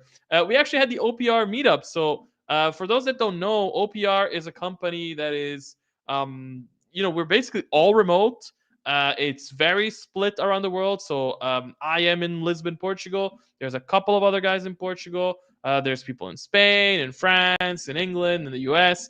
There's people all over the world that work with and for OPR. And so, we thought, hey, let's do a meetup. So, we paid for everyone's flights, we paid for everyone's accommodation, we made sure people could come, and then we had a big co-working space for a whole week, where everybody came to work together, hang out, dinners, chatting, meeting for the first time. That was very cool. A lot of people had never met. It was actually very cool also, like all these in-person meetings and discuss things. And then, we also did some activities. We had like a painting day where, everybody learned to paint miniatures, because not everybody had ever painted miniatures. We also had a games day. Yeah, lots of stuff. Very cool. I'm very grateful that OPR has grown to the point where we can make the investment to, bring everyone together, and reinforce the company spirit, so that we can keep doing this for many years to come. Very, very, very cool. Okay, then what else happened? Then right after that, we went to Spiel in Essen. We went to Germany. So yeah, second time that we were at Spiel. First time with a huge stand. It was packed. We had three demo tables. We had like two different stands with minis. We had minis that were given away. We had OPR dice. Yeah, we had physical stuff for the first time. We had the King's Wrath quick start set. First physical quick start set from OPR. We were selling physical like skirmish boxes, battle boxes. We were selling heroes for quest. We had the world books. We had the dice. We had a bunch of stuff there physically that we could sell for the first time. Our booth was always packed. It was very very cool. Yeah, the excitement was there. It was amazing. Yeah, I don't know what else to say. Spiel is not a convention. Um, it's not a convention that is super focused on miniature games. It's mostly about board games. So every time we go there, well, I guess it was twice, but when we went there with this huge booth and all this stuff, we thought, like, is this gonna work out? Are people gonna be interested? And yes, there was always people. We sold a bunch of merch. Yeah, very cool. Looking forward to going to Spiel again and continuing this trend. Then, what happened after that? So then we moved on to October. In October, we started releasing the Human Defense Force. So new sci-fi faction, and which we are still releasing now. Very interesting to work on Human Defense Force because humans for us internally, they're not the most interesting. When you get to make Ratmen and Saurians and skeletons and all this stuff. All that stuff is very cool, and then humans is like, okay, they're humans, but what can we do about them? And so we went a bit back and forth with their design, and in the end we came up with something that I think ended up being very cool. We like the more hard sci-fi look for the faction. It makes sense with our lore. It makes sense with what we are like, with what the HDF is really about. And yeah, it was interesting to work on the faction also because it was like, okay, now that we're working on the HDF, how can we take this human faction and make it more ours and make it more interesting? That's, for example, where we introduced the concept of the robots. So we now have the grunt robots. We turned the ogres, which always actually were an acronym, into actual robots. We now have a bunch of walkers, which are not in the faction before. Like before, the faction only had the light walker. Now there is like three additional types of walkers with the Titan as well. We added the bikers. We added the buddies, these wolf buddies, wolf dog buddies. Yeah, very cool. Very cool to design. In the end, it was actually very cool to design sci-fi stuff for humans. It was, I don't know. I don't know. There is something to it. There is something to it because we wanted it to feel very hard sci-fi. Because we wanted it to feel very, very tech, very elite, very advanced. Yeah, there was something to it, and I think it came out really cool. And we got to flex a little bit with some of our more interesting designs. So yeah, and the Human Defense Force is still being released right now, and it's still going to be released until March. Um, so yeah. All right, and then alongside it in October, we also released Grimdark Future StarQuest. StarQuest, the sci-fi version of Quest, essentially, almost a one-to-one, the version of the game like we do with our other games, making it very easy to switch from one to the other. And StarQuest, yeah, I mean it's a skirmish adventure game. It's a skirmish game with RPG elements, solo, co-op. Again, you can use the app to create your heroes. You have these waves of enemies that you fight as you go on adventures, and this actually gave us basically excuse to create something that is completely new, that something you don't really see so much in our space, which is also to work on um, RPG, sci-fi RPG heroes, which usually it's not something that you see much of. And again, a great way for us to go back to previous factions, do something cool and new with them. Here you can see four of the characters from the welcome pack. Well, at the bottom there is the Blessed Sister, which unfortunately has been cut off, but it is what it is. And yeah, it's very cool also to see. Um, it's very cool to see these factions being shown off in a different environment than their usual militaristic vibe, because these are more adventurers. And like, you don't really get to see a Blessed Sisters adventurer usually. That's just not a thing. And so here it's like, okay, we make, well, in this case we made a soldier, but like, you make a whatever, a guardian. It's kind of like a cleric. For the Blessed Sisters, it's like it's gonna look different. It's gonna have something cool.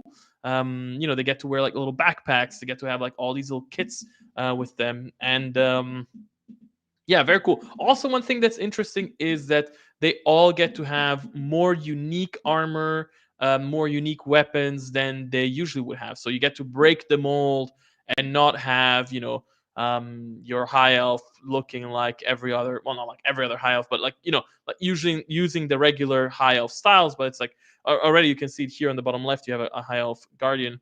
And, she has a different type of gun that you don't have in the high elves. The armor is different. Yes, it retains some of those high elves elements, but it's completely different, and I think that's very cool. Um, then to go alongside with this and with the HDF, of course, we start releasing Into the Frontier, which is our first StarQuest narrative campaign. So again, we are releasing the narrative campaigns alongside the the army, so that you get to build it as you go, and that you also get to know your army better through the quest campaign. That's actually a thing that I don't know how many people are doing this, but even if you don't play quest and star quest, but you're collecting a new army, go and read the StarQuest story and find out more about your army that way. It's a great way to learn more about them. And of course, it comes with a new villain. In this case, it was Colonel Rickson. And yeah, and every month we're now releasing also a StarQuest hero. So again, we now have added a bunch of new quest heroes that come out every month, star quest heroes that come out every month, narrative campaign for one of the games, for each of the game. All this stuff new every month, no additional charges, same price, more stuff, which is great. People are enjoying it. It's very fun. But of course, it's more work. It's more work. Like, it's easy to think, oh well, like, OPR does much, and what's in this case, what's 4 more models more? It's like 4 more models more a month. If you're trying to design something cool, if you're not trying to just like make a new pose for something, if you're, especially with quest stuff where it's like, okay, you're actually making a more unique armor that is only used on that character, or a unique weapon and stuff like that. Yeah, it's work. It's work. All right, so that's Into the Frontier. And okay, we're slowly getting to the end of 2024, which is now we are in end of October, beginning of November ish, end of October.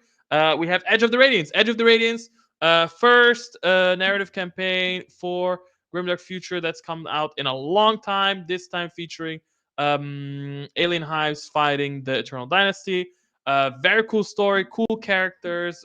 Awesome to see these factions again. We had not seen something from the Eternal Dynasty in a long time, I think. And yeah, that was I love the Eternal Dynasty. I love this faction, and I love the Alien Hives as well. Very cool to see them fighting again and bring the story to life. And again, a great excuse for people to be like, hey, let me grab these minis and let me read this story and like find out and get about this story and go into the world of Grimdark Future.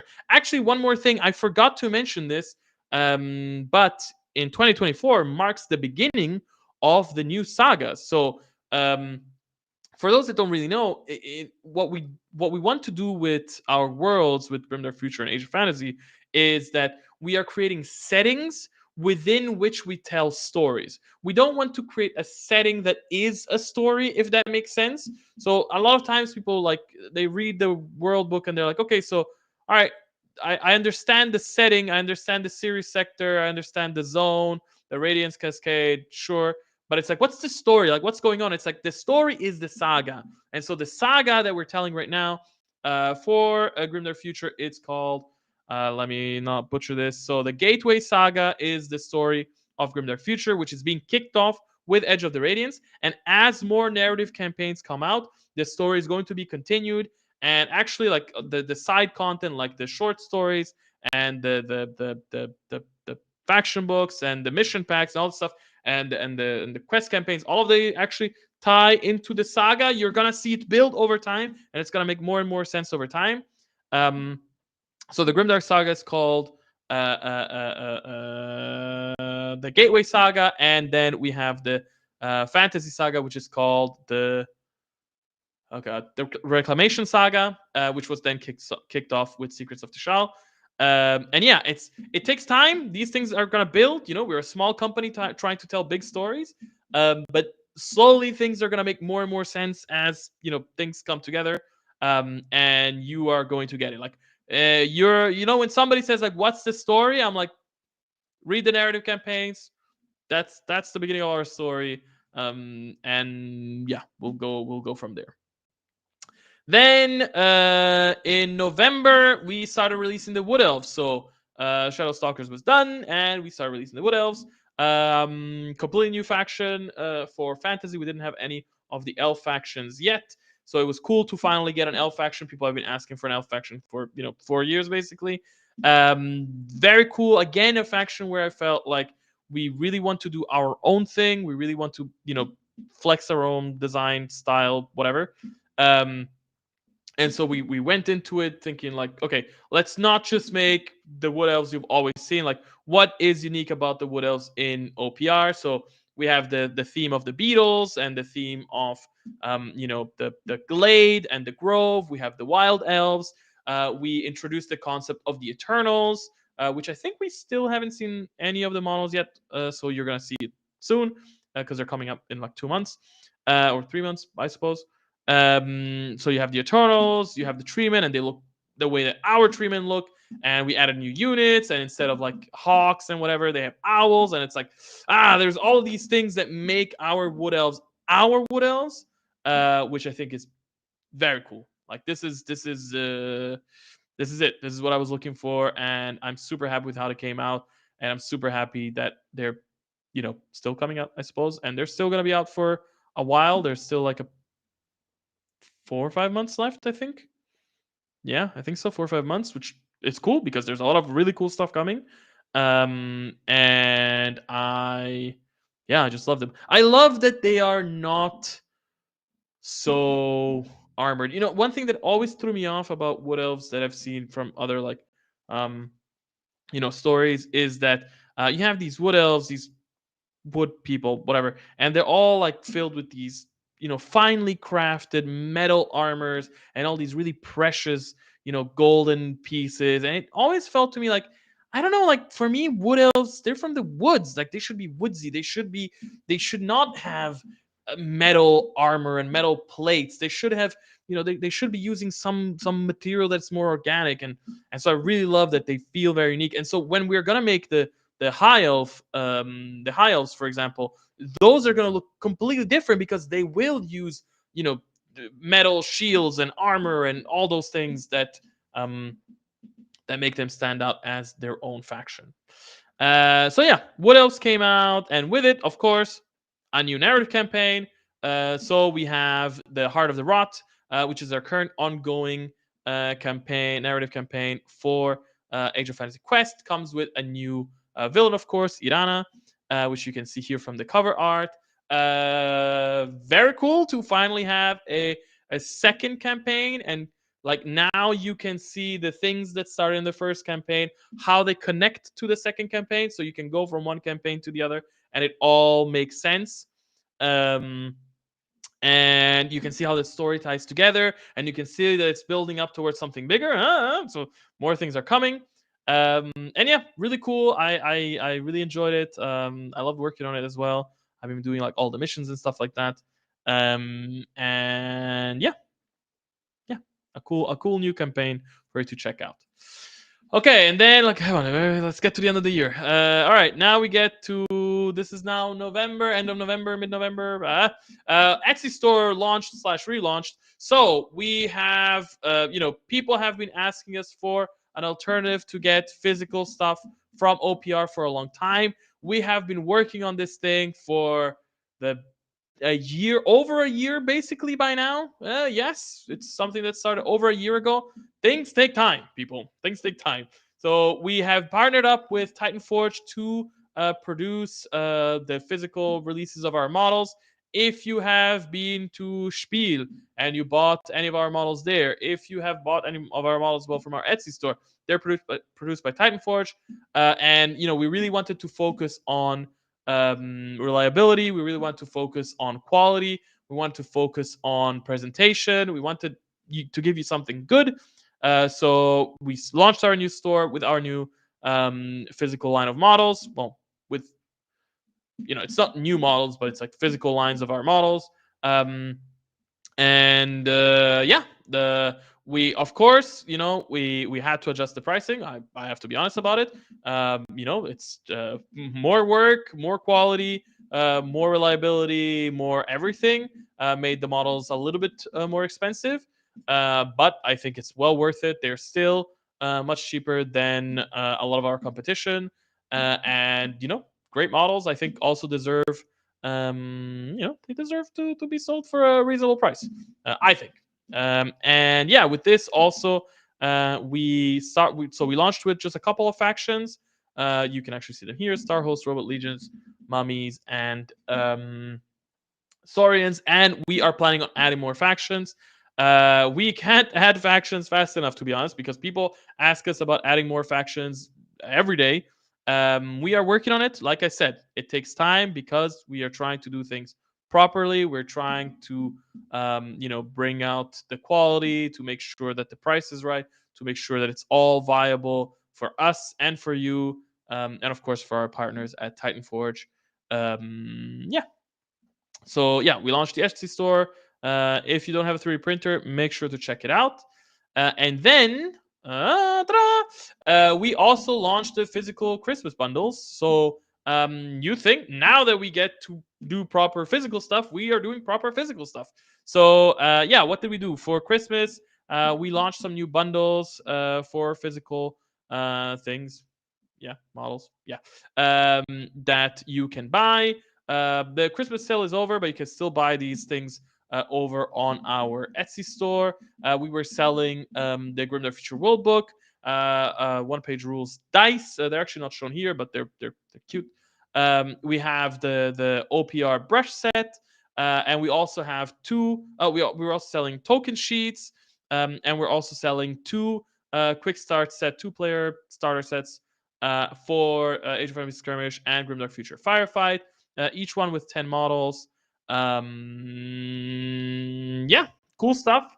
Again, very, very cool to see what we can do now with the partners that we have. Like the fact that you can buy a physical box with cool art and that has, 10 minis with 10 bases. It has the rules, it has the stats, it has the tokens, it has everything you need to get started with OPR straight out of the box. It's like I know that if you look at the industry as a whole, you might think like, oh, of course you do that. That's just the thing you do. And it's like, no, it's not just the thing you do. This is like, it takes works to get here and to do it right, and to do it in a way that's also affordable.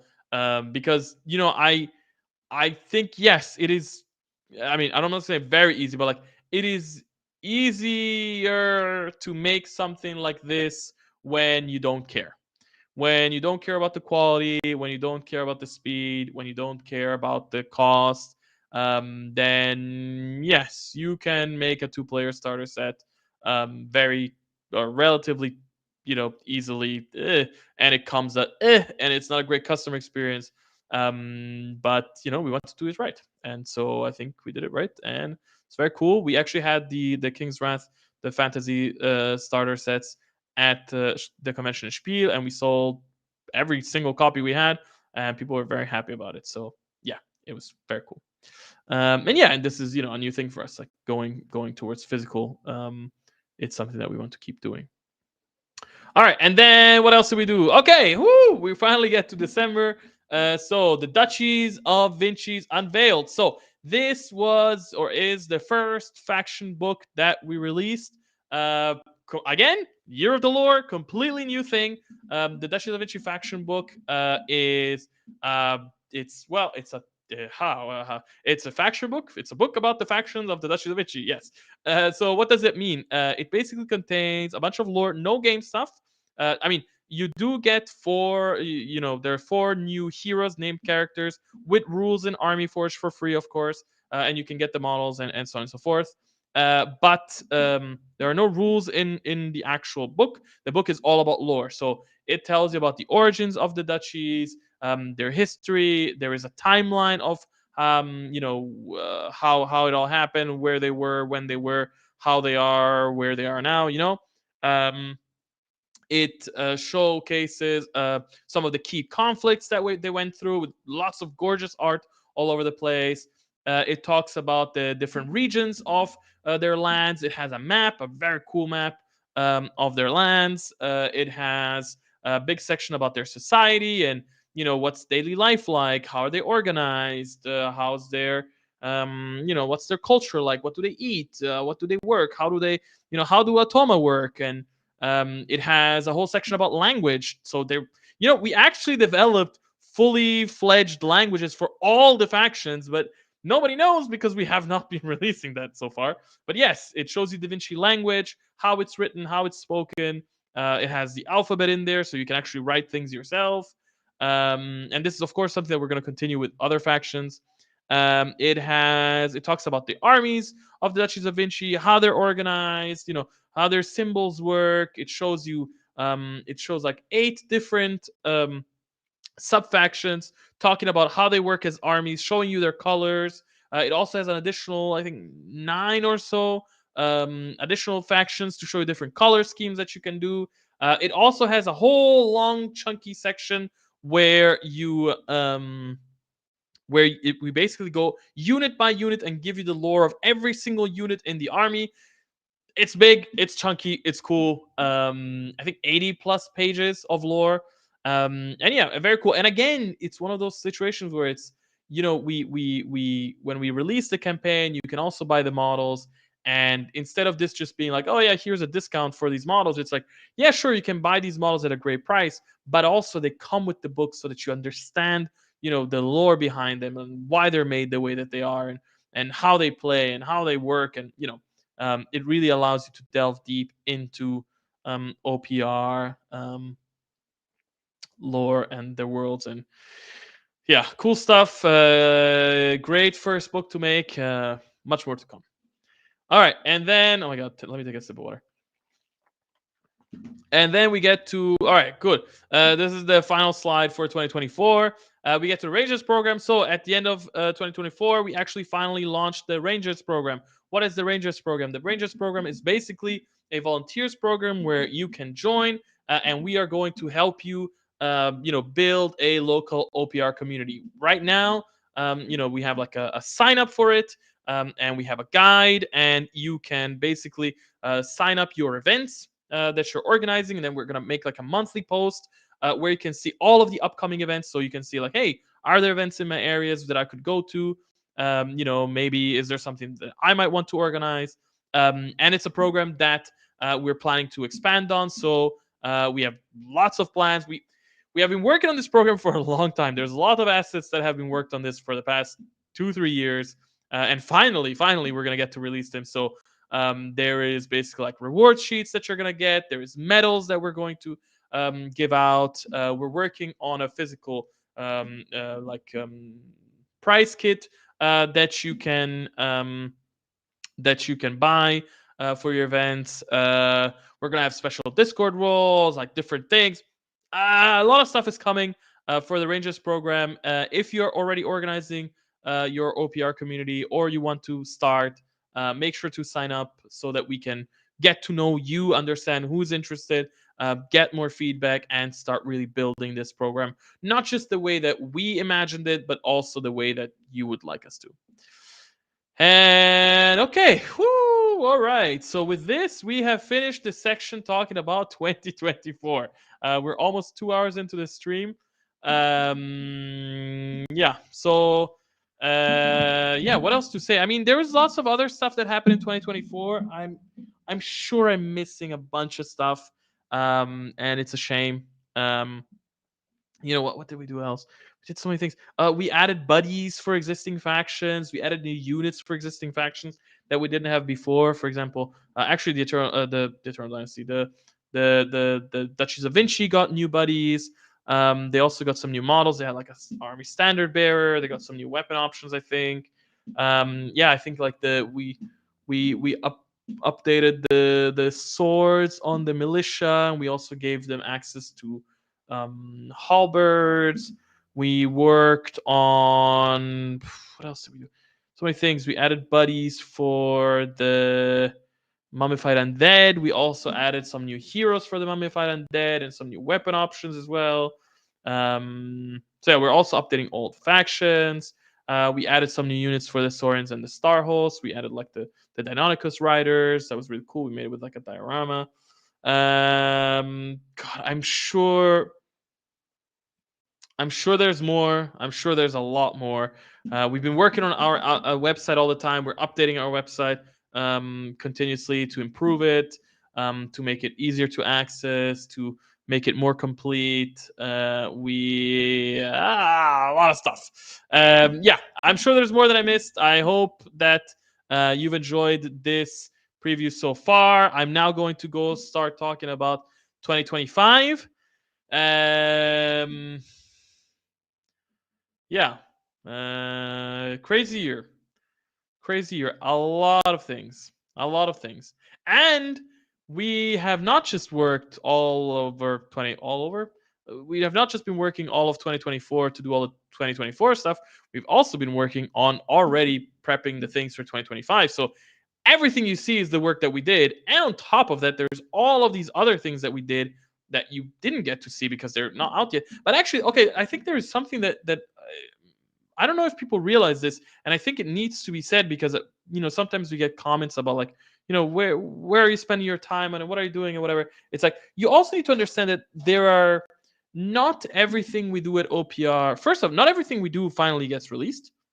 We have worked on some projects for a substantial amount of time, and also with a substantial amount of investment, and then realized like this is not working, and we had to scrap projects. We've had a lot of projects that we started and then we stopped. Every project it's also its own thing. Like you don't get to make new factions and new units and new things all the time and always get it right the first time, right? So we for the Shadow Stalkers, it took many different times. It took many different tries to even get that base idea of the army out, and then every unit takes time to like concept, and then that concept doesn't work, and then you redo it, and then you have to come up with something new, and then maybe it doesn't make sense with something else, and then you do the models, and it's the same thing with the models. You don't just make them and then they're perfect. Like there's a lot of work that is being done that you never get to see, either because it's work that gets scrapped, or it's work that gets discontinued, or it's work that just needs to keep being reworked. So there's a lot of stuff going on behind the scenes at OPR that you don't get to see, and yeah, it's crazy. Like even just like the more bureaucratic stuff, like paperwork and invoices, and if we're going to conventions, how does that work? Material, organizing all that stuff, the banners, the minis, the team, the lodging, the travel, so many things, it's crazy. Graphic design and layout and yeah, accounting, Jesus. Yeah, anyway, lots of stuff going on. 2024 was cool, and a lot of work. So if 2024 was the year of the lore, what is 2025? Well,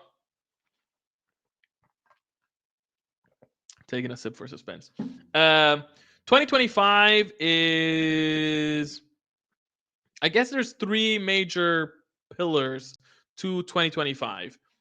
Some of them are going to be visible to you. Some of them are going to be more invisible to you, I suppose. Pillar number one is we want to focus on continuing to deliver what we deliver, and make sure that we can increase the quality of what we deliver, but also that we actually get back into having a proper backlog so that we don't have to constantly apologize for delays. Unfortunately, uh, adding all of these new things whilst working on stuff plus other issues means that we basically had run out of backlog, and we've been slowly working on building a new backlog, so that we have more time to work on things, and so that we don't have delays. So number one is like continue to consistently deliver new things, new things and existing types of projects. Making them better, of course, and also making them actually come out on time. I hate that. I have to say I don't know that people can understand it, but like it is it is extremely stressful to have delays all the time. It is extremely painful.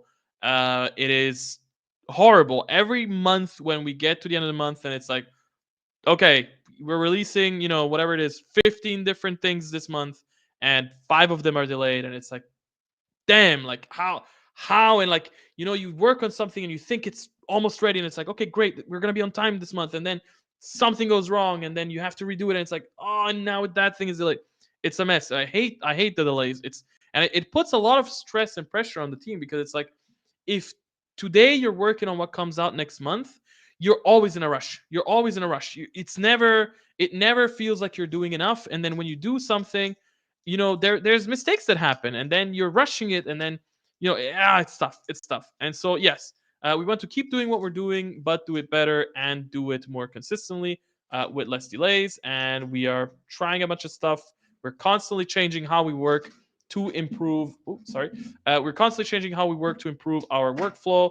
And we think we have found a pretty efficient way to do things. So we have basically four major pillars of the company when it comes to like the actual stuff you get.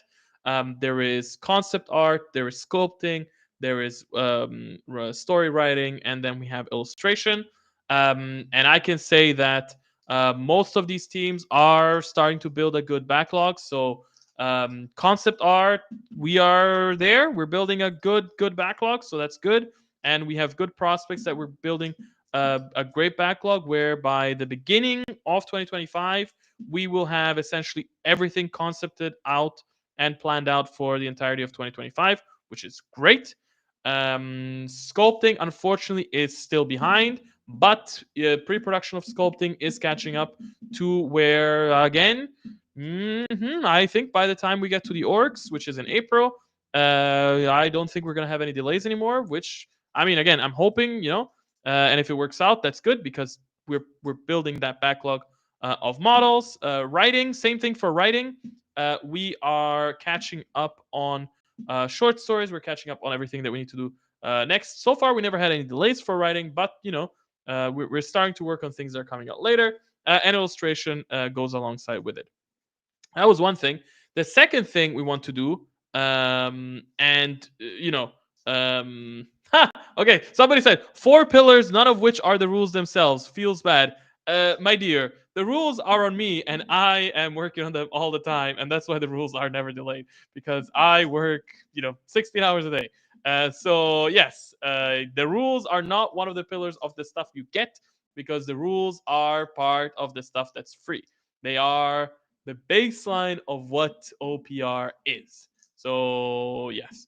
Anyway, what I was trying to say is, so one of the things that we're trying to do is, hit targets consistently. The second big thing we are trying to do, the first thing that we're doing is continue with what we're doing, right? So continue consistently releasing new armies every month, new narrative campaigns, new quest campaigns, new mission packs, new faction books, new quest heroes, new quest villains, new narrative campaign heroes, all that stuff, right? That's consistency, right? The second part is, like I said, improving our workflow, improving our reliability, and all that stuff, which also comes with a slight slowdown in releases. I'd say a slight slowdown. It's still going to be a lot of stuff. So our plan is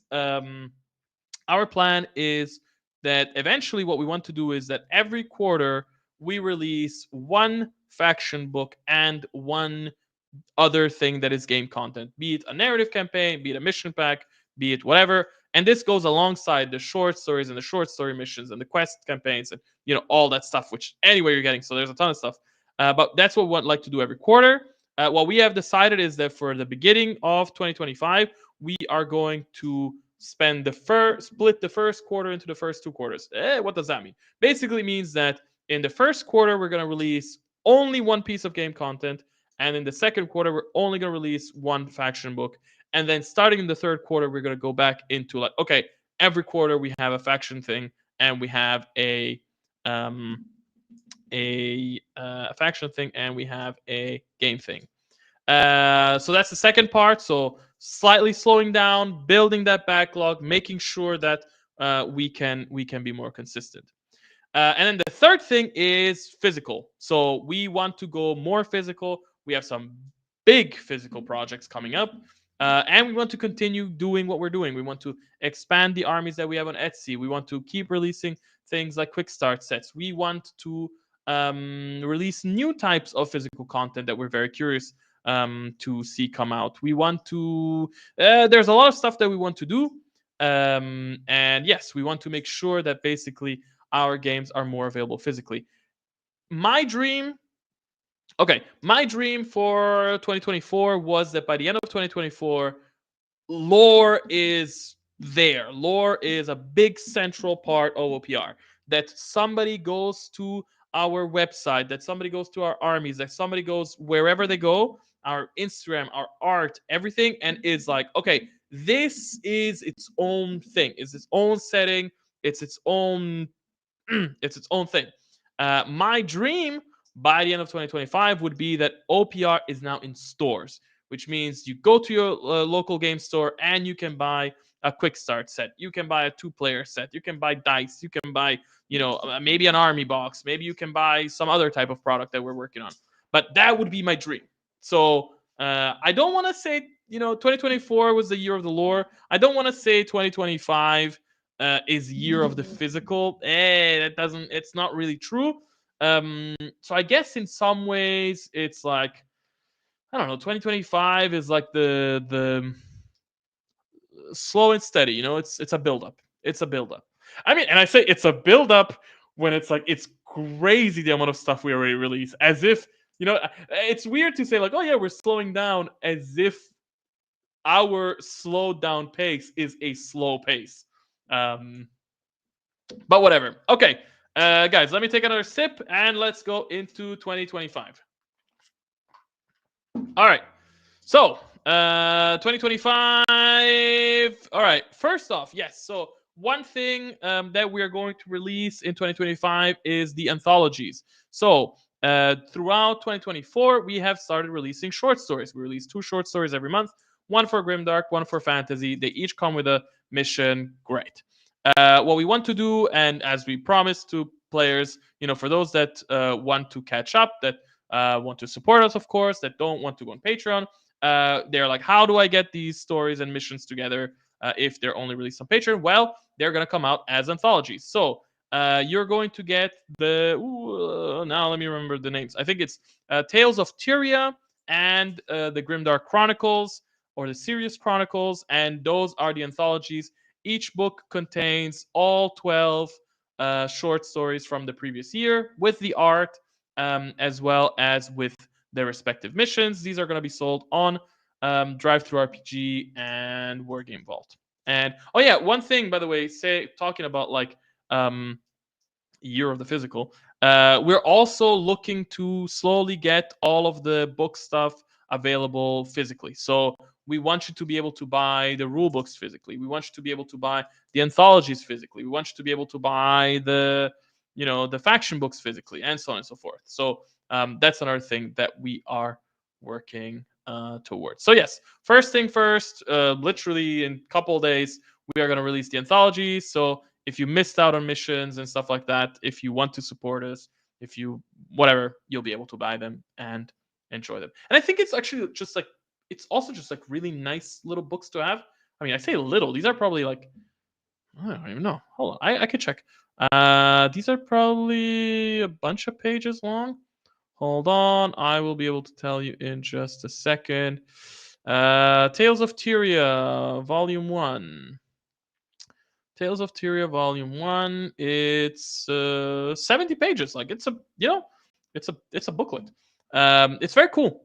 Just being able to read story by story, play the missions, see all the cool art. I feel like again, it helps you with the immersion. Okay, so that's the first thing for 2025. Then, 2025. Okay, in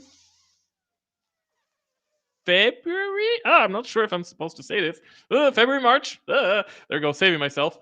We are going to be releasing an Age of Fantasy Skirmish narrative campaign. So, last year we began the Reclamation Saga with Secrets of the Shah, which was an Age of Fantasy narrative campaign, and this year we are continuing it with this campaign, which is an Age of Fantasy Skirmish narrative campaign. I don't want to reveal the name yet. I didn't want to really reveal too much of the art. I put a snippet here. For those that know, they know. For those that don't know, you will find out. So it's cool. You can expect the usual, let's say, from narrative campaigns. So you're gonna get 2 armies. You're gonna get 4 heroes, 2 heroes for each army. The narrative campaign, it has 5 chapters, an intro, an outro, 5 chapters. Each chapter has story. Each chapter has 2 missions. You can play them, as a growing campaign and stuff like that. Yeah, that's honestly about it. This is gonna be cool. This is gonna be cute. This is gonna be fun. And I like that it's going to continue the story of the Reclamation Saga. And yeah, it's just cool to kind of, I don't know. I have to say one thing that is very nice about these campaigns is that we get to go back and like re re-release, in some ways, existing factions, and like re-experience them and see new people find out about them and enjoy them and talk about them and paint them, and I don't know. It's just nice. It's just nice. Okay, so that's going to be Q1 2025. So a new narrative campaign for Age of Fantasy Skirmish. Then in March, we are going to Adepticon? Question mark. I'm gonna be honest. Getting into Adepticon is kind of funky. It's not as straightforward as it might seem, because they have like different requirements, and now they actually moved where it is. But we are in the process of maybe getting a booth, maybe not. In any case, we want to run a bunch of events at Adepticon. And oh my god, if it happens to be that somehow we cannot even run events at Adepticon, whatever. I'm gonna be there. I'm gonna be running around, and you can, if you meet me randomly, you can shake my hand, um, and we can chat a little or whatnot. And yeah, Adepticon. Always fun to go back to the US. I had not been to the US in forever since before last year, like probably 20 years or something. And now I get to go to the US every year, which is it's a nice experience. It's a cool thing that we get to do. Then so this is March.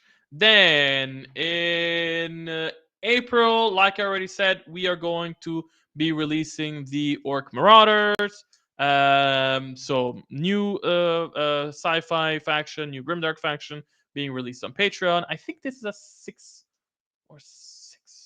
I'm gonna say it's a 6-month release. Like I said before, the orcs are being split from the goblins, so the goblins are being released separately at the end of those 6 months. And we will also get you a lot more information about the goblins as that time approaches.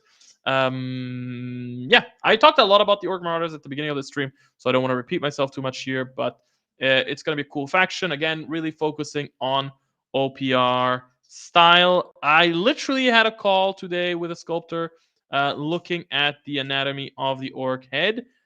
Man, let me tell you, it's looking good. It's looking It's looking good. It's looking good. It's looking like our orcs, by the way. Again, don't expect orcs like you've seen them from, other companies. This is our thing. And it's gonna be cool. It's gonna be cool. All right, then with the release of the orcs, of course, there is going to be a StarQuest campaign with it. I just put some pictures of orcs here that are fun. And yeah, there's going to be a new StarQuest campaign to go alongside with it. So you're going to get a new villain, you're going to get a new story, and it's going to be a continuation of the sagas told from Into the Frontier. And you can take your adventures from that, campaign to this one. Yeah, it's gonna be cool. Yeah, actually, okay. I guess I want to, now that I've shown this image, I can explain a bit more. So at the top we have an initial concept of the orcs with no body armor. This was more as like a way to basically just see like how the anatomy works, and that's not our intention. So, like I said before, our orcs are meant to have this like more mercenary baseline. They're not meant to be wild. So if you look at the bottom row, you can see with the vests. So you can always expect them to have like vests and like t-shirts and stuff like that, and like body armor. And you can see that A is basically how it all starts, let's say, which is you have the baseline, which is the mercenary style. And then all the other variations, it's basically like, okay, adding different, headgear and ornaments and pauldrons and, feathers and whatever, to really make them, to bring out that tribal side in them. Yeah, okay. So yeah, you're gonna get a StarQuest campaign for the orcs. Then we are entering Q2 of 2025, and as we had already announced and revealed during our community surveys, we are going to be releasing the faction book for the Eternal Dynasty. This book is well underway. Very cool. Very cool. Again, the faction books. It's so cool to be able to like take a deep dive into factions. It's great. Like, it's lovely. So again, you can expect us to talk about the story, their history, their origin, conflicts, timelines. You can find out what their anatomy actually looks like under the armor. You can find out finally what the faction is actually called, like, because people just know that there is the Kusari sector, and they know that the faction is called the Eternal Dynasty. But what is the name of the actual creatures themselves? Well, it finally gets revealed, and it gets revealed like what they look like and where they come from and how they speak, and you're gonna see their script and understand, and see their language and see different a bunch of different faction types and colors, and symbols and a lot of stuff. Like the face markings, lots of different face markings that you probably have never seen before. Lore for every single unit in the game. Different conflicts, lots of art, cool stuff. So Q2 2025, Eternal Dynasty faction book. Then, okay, around Q2 2025, we are also looking at a new fantasy faction. So coming out right after what else? We have the I'm not going to reveal what faction it is. I dropped a hint here. I don't know if you're gonna get it, or if you're not going to get it. But this is a big hint at what our next fantasy faction is. I'm gonna be honest. I when I make these presentations, I just make them. I make them by myself. I created OPR. I love OPR, and I'm excited. I'm a fan, and so I just make these presentations. And did the marketing team really want me to reveal all the things that I'm revealing today? Maybe yes, maybe no, maybe whatever. So here's a hint. I hope you enjoyed all the hints that I'm dropping today. I hope you enjoy them. How's that meme feeling cute? Might delete later. Yeah, it is what it is. So yeah, new fantasy faction coming out.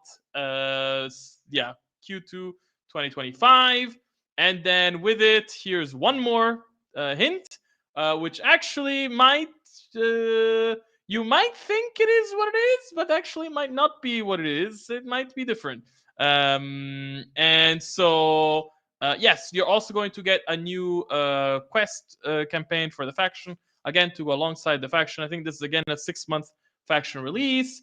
So you're gonna get a new villain, you're gonna get a new story. It's gonna continue the story of that was kicked off with Heart of the Rot and the Wood Elves. And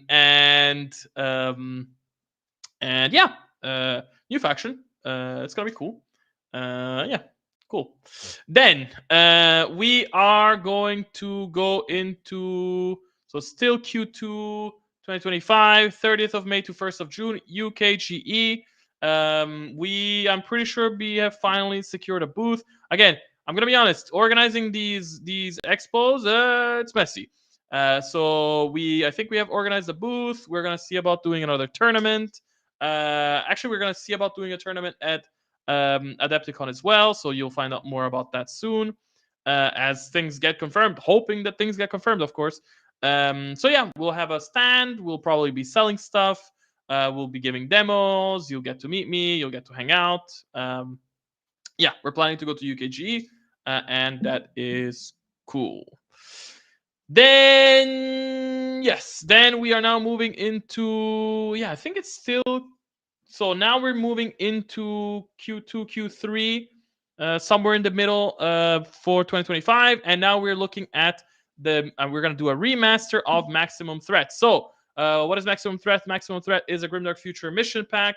Right now the mission pack is just 18 missions. Go grab them, have fun, and there's nothing more to them. But we are going to do the same thing that we did with Malhadra. So you're going to have 4 factions fighting a big conflict. We're actually already working on it, so it's going to be very interesting. I'm, by the way, 90% sure that it's not going to be the factions that are being shown on the old cover, because we're going to get a new cover, of course. And yeah, so about 20 pages of lore. You have a nice intro. You have the history of the conflict. You will see the locations, the key figures. There's a short story in there.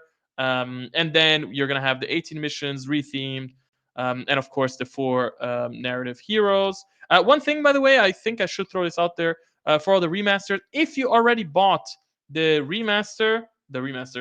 original, in this case, Maximum Threat, when it gets remastered, the PDF that you have will be automatically updated. So if you already paid for it once, don't worry, you're going to get the new version of it for free. Of course, without all of the heroes, without all of the armies, those you will have to buy separately.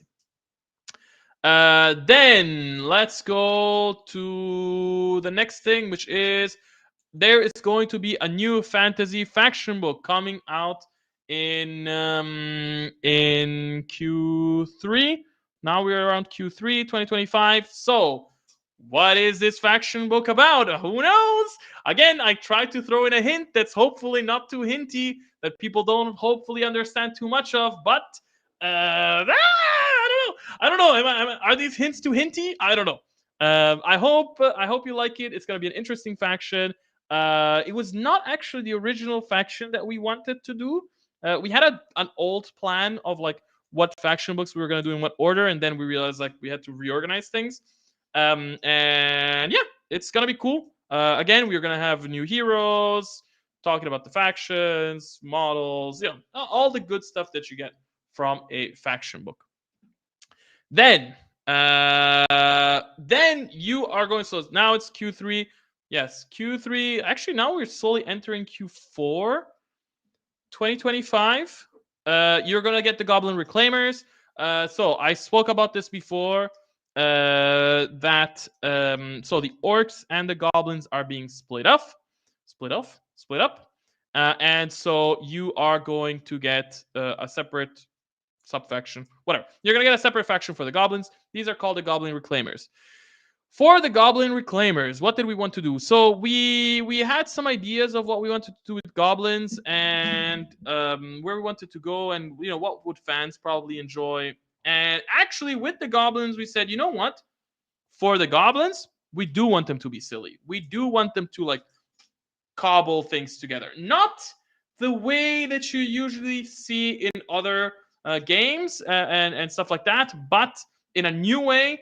They have a very interesting background that we're working on, a very interesting lore that we're working on for the Goblin Reclaimers.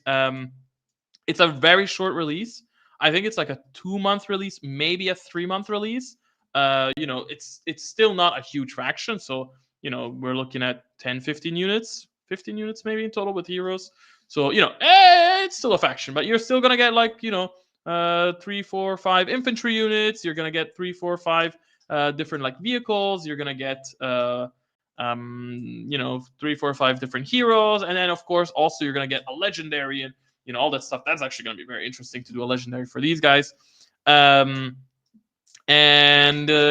so here is some early preview of them. And then, of course, to go alongside with the faction, you are going to get a Star Quest campaign with a villain. This may or may not be the villain for that campaign. With a villain, and all the things that you expect from a Star Quest campaign. Pretty short campaign, to be honest, but yeah, it's gonna be cool. Okay, so that was Goblin Reclaimers. Then we are looking at a new game edition. So 2025, September 2025 is when we're going to be releasing a new edition of the games. That's our time frame now. We always want to release around September. And yeah, by that time, it's gonna have been 12 months with this edition.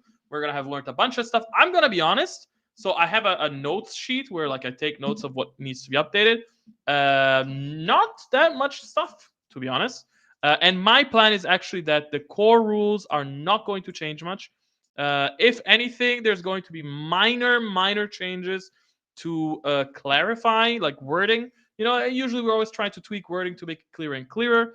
But also, like one of the things that I would like to do is I would like to take a couple of the special rules that have become very common in armies across the board, especially weapon special rules, and bring them into the core book so that we have a couple more options when building weapons. Because right now most weapons, it's like, okay, they have AP, they might have rending, they might have poison, blast, deadly, that's it, and now we want to add like, maybe 2 rules, maybe 3 more rules that it's like, okay, let's add to this arsenal of common special rules that everybody knows so that we can build more varied weapons, more various weapons, whatever, to make weapons with more variety, change them more, do all the good stuff. So yeah, I don't expect the core rules to change much, if at all, beyond that type of like addition. But we have been working. I have been working on the great refluffing, retheming of the armies, and that is going to be a change. So the plan is that the change to the game is going to come more in the terms of changes to the armies rather than changes to the rules. So what does that mean? That means that, well, you can expect your army to change. So the big retheming basically is, I'm going to say, consists of multiple layers. As I keep working on it, I realize what actually all the layers are. The most surface level layer, of course, is, let's say, the aesthetic layer. So it's like, okay, faction, some units will be renamed to be more on theme. Some special rules will be renamed to be more on theme. Some spells will be renamed to be more on theme. All this basic stuff to make things feel more thematic. That's one part. Another part of it will be basically rebalancing the factions. So with the addition of new weapon types and stuff like that, new weapon special rules, we will now have a bit more variety of like different weapons that you see across the armies. So we can do some rebalancing there. Another thing that we want to rebalance is the hybrids units. That's a big problem that the games have had for a long time. So we're trying to finally find a way to properly tackle hybrid units and remove the hybrid unit problem, which will require some rework of units. Another thing that we want to do is we want to add new army special rules to each army that are unique to that army. So at least one common special rule that's amongst like most, if not all units, that really makes them feel more thematic and play the way that they play, that like play more uniquely the way that they play, as well as some cool additional special rules that are only for that army. And another thing actually that I've been working on is adding a couple of additional upgrade options to all units in all armies, so that you can basically customize your units more, which I think is gonna be cool. I think that's gonna be a very interesting.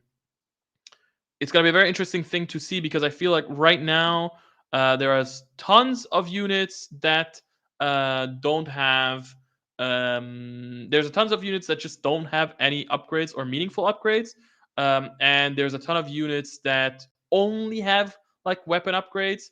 And so it's cool to add, more upgrades that allow you to change the way that a unit works. Maybe a unit now has the option between getting fast or getting, I don't know, ambush, right? And so you're like, okay, if I want to play this unit this way, I'll give it fast. If I want to play it that way, I'll give it ambush. I don't know. This is just a random example. And so you can customize them more, and that will further allow you to, create a more unique army. That does mean that units will change, armies will change. I am not planning to make changes that are drastic, where you're like, oh my god, I don't recognize my army anymore. I don't recognize my units anymore. This plays nothing like it did before. Like, things will still stay, 90% the same. Like, you can still expect a dwarf miner. I'm just because I'm looking at these, a dwarf miner with a mining rig to be able to use a tunneler rule. You can still expect the soul snatchers are scouting units that can upgrade with a psychic. I don't know. I'm trying to think about other things. Your battle brothers are gonna still have the same upgrade options. Your assault brothers will still have jetpacks and pistols and swords. Like, all that stuff is going to stay the same, but it's going to change in its details. Maybe in the future, I don't know. Maybe in the future, this is one thing that, for instance, I was working on. Like, maybe in the future, a plasma rifle, instead of being A1 AP4, it will be A2 AP2. That's something that we've been testing. So okay, like, it plays a bit different. It's still the same. You're like, all right, it still works the same. It's still there to achieve the same goal. And then yes, that's what I'm saying. It's still going to be the same, but slightly different. So expect there to be changes. I'm sure that there's going to be people that are going to complain. It is what it is. Your armies are going to change. Your point costs are going to change. You might want to have to adapt your things. Maybe you will have to play slightly bigger point costs if you want to play the exact same army. You might have to add more units if now your army is not worth as much as it was before. All that stuff. I know that there are people out there that are afraid of change, and I just want to make sure that well in advance, 9 months in advance, that change is coming. So prepare yourself. Like, mentally prepare yourself. Enjoy the armies that you have. Play them as you do. And when they get updated, they will have a nice little fresh new coat of paint, and they're still going to be fun, and they're still going to be the same, but a little different. All right. Next thing is going to be Spiel Essen. So Spiel Essen actually used to be in the first week of October. Now it's moving to the middle of October. So, well, it is what it is. We are hoping to have a stand at Spiel Essen as well. Again, always complicated to get these things organized. And just like this year, we would love to have demo tables. We would love to have, physical products that we can sell. We'll be around. We'll meet people. We'll shake hands, we'll sign books, and it will be fun. Yeah, cool. Then what else? Okay, then we are now entering Q4 2025, and here is the last game thing that we are planning to release in 2025, which is the remaster of Proving Grounds. So pretty much like the remaster of Maximum Threat, but this time it's for Age of Fantasy Skirmish. So we are taking those 18 missions, we are putting a story to them, we are creating new heroes, we are making a new narrative, we're retheming things, we're tweaking things. It's going to have cool art, it's going to have cool models, and you're going to get to enjoy yes, you're gonna get to enjoy a new version of a remastered version of the Proving Grounds mission pack. Okay, I'm trying to speed along because I still have a couple slides and I still want to get to the Q&A, and we're already 2.5 hours into this. So, but I expect it to be long. Then, at the end of 2025, you're going to get a new Grimdark Future faction book. For what faction, you might ask? Well, here is a hint. I don't know if it helps, but here is a hint to what the faction is. It is going to be again, an interesting book to write. Not exactly what we had planned originally, and interesting by writing this book changes a bit of the focus of other books. I hope that makes sense. So yes, new faction book again, 4 new heroes with it. You're gonna be able to buy the um,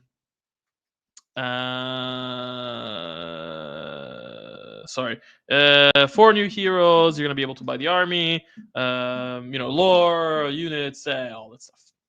Okay, then. Oh my god. All right. Okay, cool. We're getting to the end of it. All right. So one other thing that I want to talk about is what else are we wanting to do in 2025? Of course, we want to do more physical content. It's something I already mentioned before. I'm going to mention it again. So we want to do more armies available on Etsy. We're hoping to bring out more books available in physical form. We are hoping to bring the rule books in physical form. We're hoping to bring the world books in physical form, the faction books, the narrative campaign, everything that we can bring out in physical. We're hoping to bring it out in physical. We are hoping to bring out more starter sets. There are some new types of projects that we're working on that we want to bring out and try. I don't want to reveal too much, but there's a lot of new things that we can try and do. The biggest thing is, okay, we know OPR is pretty big in the 3D scene and the STL scene. That is great. We want to expand. We want more people to be able to play our games with our models because not everybody has a 3D printer. Not everybody will ever have a 3D printer. And I don't, OPR is always meant to be accessible. And I feel like, in a way, not having physical content or not having our content be available physically, it actually makes our games less accessible, if that makes sense. Then what else? We are also going to be working on more game content. I already mentioned the book updates, the core rules updates. I already mentioned the army updates. But of course, there's other updates coming. We also want to update. We also want to update Quest.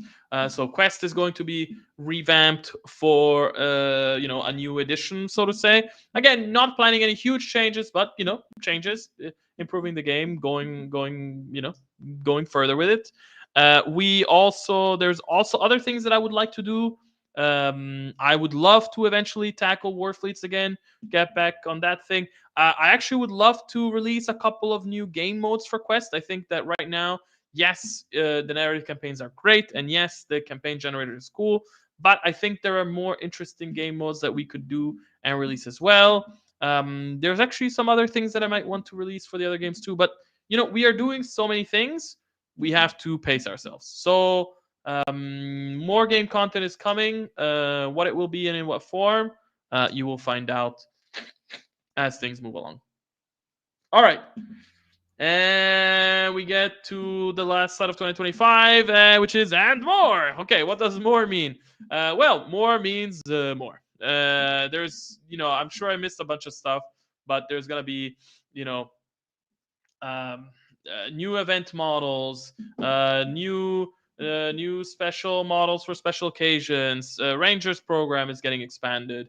We are going to maybe be at some other conventions than the ones that we mentioned.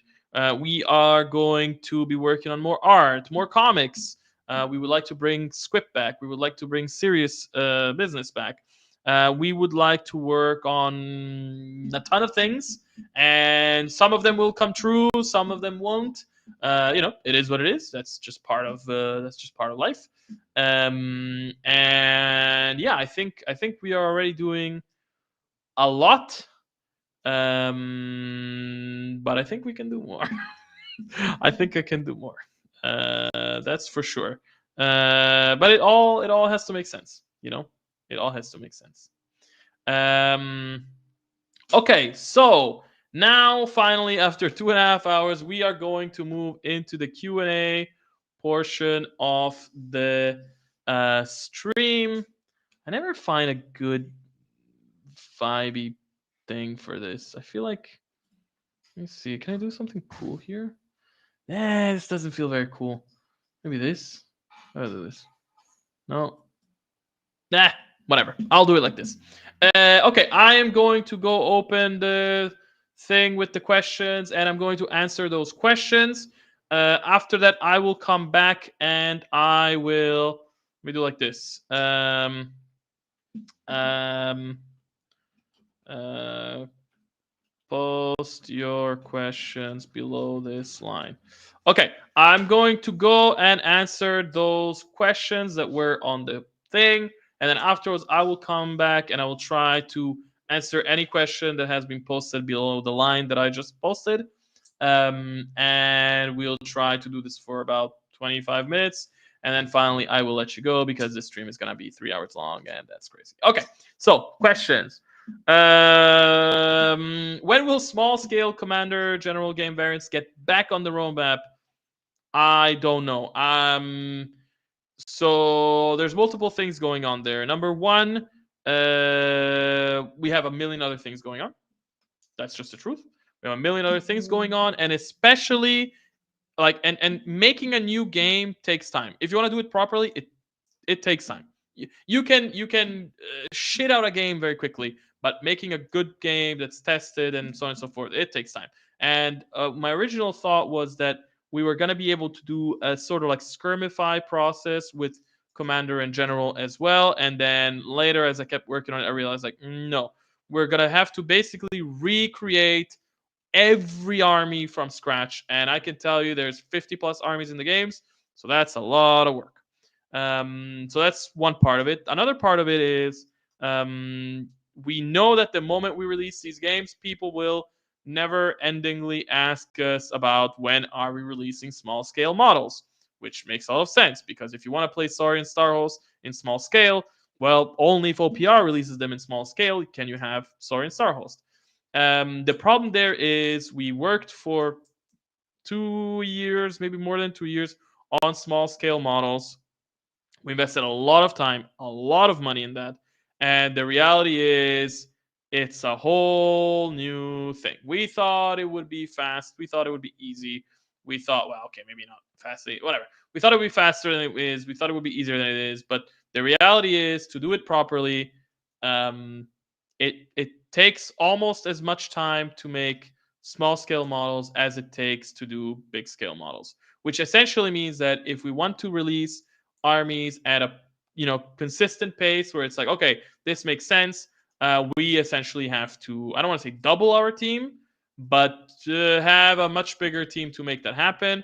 And we are not in a position of doing that right now, and it's messy. So again, there's things that I hope I can do in 2025. I would love to, by the end of 2025, get to the point where I can be releasing maybe some new test versions, some beta versions of those games, but no problems.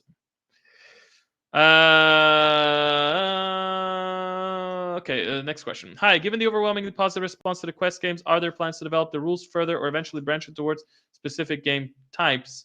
Okay, like a dungeon crawl mode, an RPG-driven version of things along those lines. Or will you focus on narrative campaigns, eventual small adjustments? Okay. Yes. We will. Well, I want to add new modes.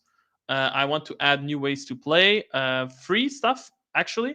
I would like to add. I don't want to go into too much detail, but whatever. I would like to add a conversion of our old Dungeons and Glory game to work with quests. So basically, would allow you to play quests as an RPG, like a full-blown RPG. I would love to do a sort of horde mode. I think it should be relatively easy to do with like the way that the system is set up, and have a horde mode where you're basically just fighting waves of enemies.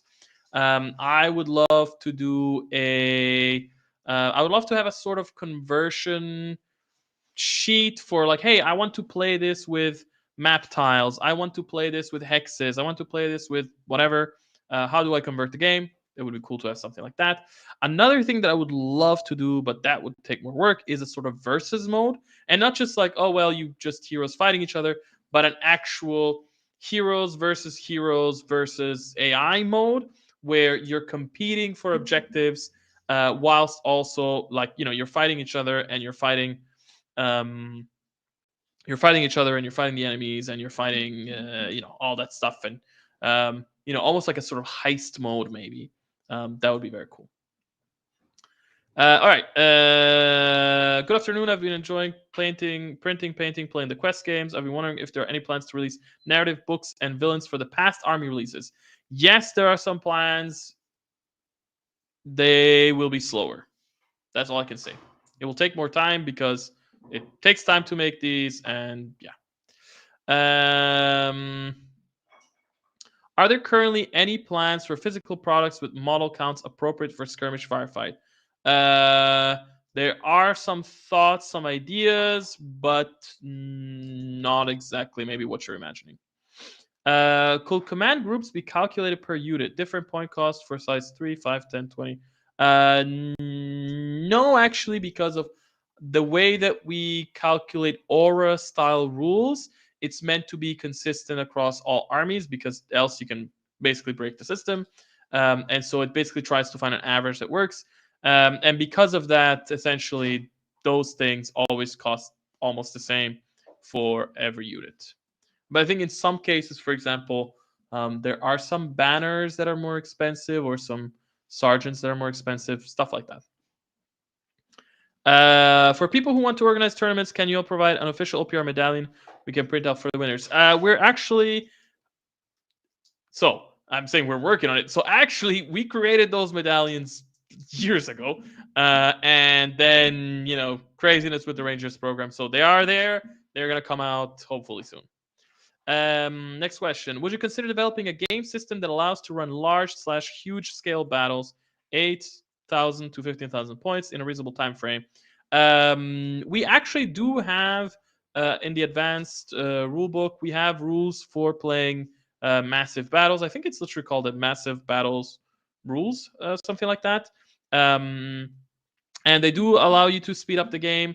You can also use the rules for multi-basing that can speed up the game. But I'm going to be honest, at a certain point, if you want to play enormous battles, the system can only do so much in a reasonable amount of time. And at that point, yeah, it actually would make more sense that if we had a small scale game, you would essentially that's adapted to play massive games, right? Then you would basically use that to play with your big models. So yeah. I've often heard people. The next question. I've often heard people talk about mecha axolotls. Is that an actual thing or only a troll? It is an actual thing. So many years ago, we were working on a bunch of random ideas for different armies, and one of the armies that we came up with was the mecha axolotls. It was basically the idea for a faction of axolotls who, since they're so small and squishy, basically never fight really by themselves, but actually instead always get inside these little mecha suits, not suits, but like these little mechs, and always fight from the mechs. So it would be an entire army that's basically made just of mechs and their pilots. Super cute idea. I think it's going to be lovely. We already made some art for it, but we have other priorities, so it might be many years before that thing gets released. Any plans for a dark or havoc tainted machine cult army? No, not at the moment. Okay, so those were all the questions from the Q&A thing. Now I'm going to go through the ones that we have here in the stream. And yes, let's go. Will Warfleet's Army Forge Studio support get on the roadmap? I'm gonna say no. Like, it might happen. I want it to happen. If it happens, it happens. That would be great. But it's not on the roadmap because I have no guarantees that it will happen. And pretty much everything that you saw on the roadmap, it's like, this is happening. Because last year we did a roadmap where I put a couple of things that were like not really sure, and then they didn't pan out, and I don't really like that too much. So I can talk about ideas and things we would like to do, but if I want to put something on the roadmap, I have to feel like, yeah, this is definitely happening. And Warfleet's AFS support, yeah. Next question. What can you tell us about releasing official translation of the rule books? It's something that we want to do. It's more complicated than you think, for sure, especially if you want to do it right. And also, it depends on like how far you're willing to go. Like, are you just releasing the core rules? Are you releasing the beginner's guide? Are you releasing the free expansions? Are you releasing the advanced rules? Are you releasing, what are you translating? Like, there are so many things we can translate, and the reality is translations take a lot of time, a lot of, especially at this scale, they take a lot of time, they take a lot of coordination, they take a lot of money. And is it something that makes sense for us? Complicated. Definitely switching to the yearly releases makes it easier for us to do. And we have been in contact with multiple translation agencies to make it happen. But because I don't have anything that I can say like, oh yeah, this is happening. I don't want to, put it on the roadmap. Next question. Any chance you can please provide a PDF copy for those that purchase physical books in the future? I think that probably is how it's going to work. Like if you buy, like usually, for example, if you do something print on demand on Drive-Thru and Wargame Vault, when you buy it, you get the PDF as well. If we were, for example, to sell it on Etsy, like as a physical book, I'm not sure that you can do that combo like that, where it's like, okay, you buy the physical book and you get the PDF. So I'm not sure. We will do what we can. That's what I can tell you. When will the Rangers get notified if they're approved?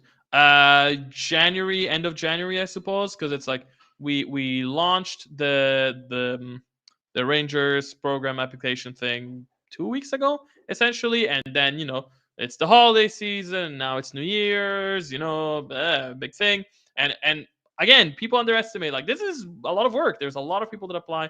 There's a lot of people to contact to go through. So I would say end of January, maybe. Um, Next question. Whose faction's little buddies are the best dancers? I'm going to say maybe the Ratman buddies, because I feel like, okay, the buddies from the, what are they called? The buddies from the dwarf guilds. I think those could be funky dancers, but they're kind of limited because they're chunky.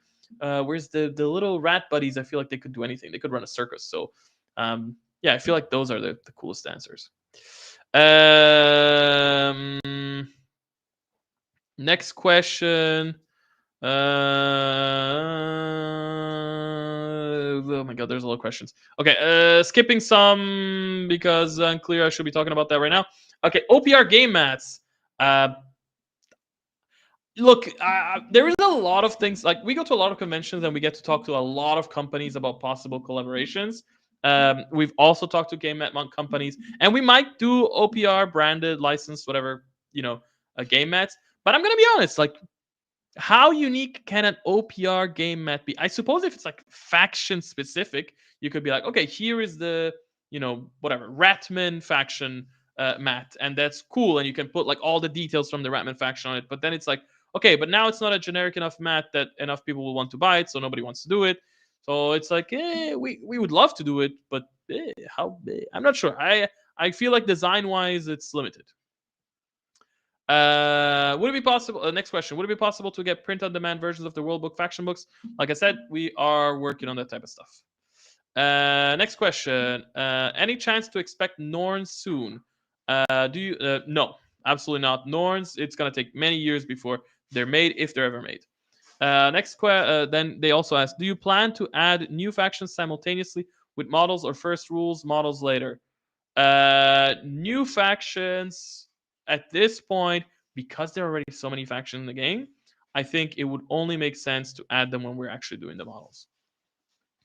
Because okay, also one thing, because in a way it's also, especially if it's a completely official like new OPR army, it's like if you just make rules for them, they can only get so much in a way it's like you need to fuel your own demand, if that makes sense. So like for example, we have rules for sci-fi Ratman, which there are other companies that do sci-fi Ratman, and so they have a bit of traction. But I think that once we actually do OPR sci-fi Ratman, that faction is gonna go way higher in popularity, and it's because we've fueled our own demand, I guess. Can we get 2D minis for Quest and Star Quest villains? Maybe, I'm not sure. It's again, doing the 2D minis is a lot of work because you're doing, again, like, it's essentially you're the same way we make a whole army in 3D, and that takes months and months and lots of people working together to make it happen. Even though the 2D minis are simplified, it's still the same thing, right? You have to make every unit, and if they have like a command group, you're making the command group, and then you're making all the heroes, and then you're making, it's a lot of work. So, and then adding on top of that all the quest stuff. We want to do it. I think that at some point we would love to slightly alter how we release paper minis. I'm not sure exactly. I don't want to reveal anything yet because I'm not exactly sure. And then maybe stuff like this will make more sense. Okay, next question. When you do points or special rules balance, do you take into the advanced rules, or do you take into account the advanced rules or just the core rules? Just the core rules. You mentioned before about the HDF heavy tank option. Does that mean the unit stats will be updated with its release? No, there are no plans to update the rules. Are there any plans to work with local game stores for the physical products? We are trying to get in contact with as many local game stores as possible to offer them something. But it's also, you have to understand from their perspective. Um, Ideally, they want a range, right? Ideally, they want to be able to offer something where you don't just buy one little thing. So, for example, we know that there are game stores out there that are interested in the King's Wrath and the Last Stand, like the 2-player quick start kits. But there are a lot of stores that are like, look, this is a super cool product, but if all I get to sell is this one little box and then people cannot buy more stuff, it's not that interesting for me. And I understand. And so we're trying to do what we can to get more products to them. But it's a complex thing.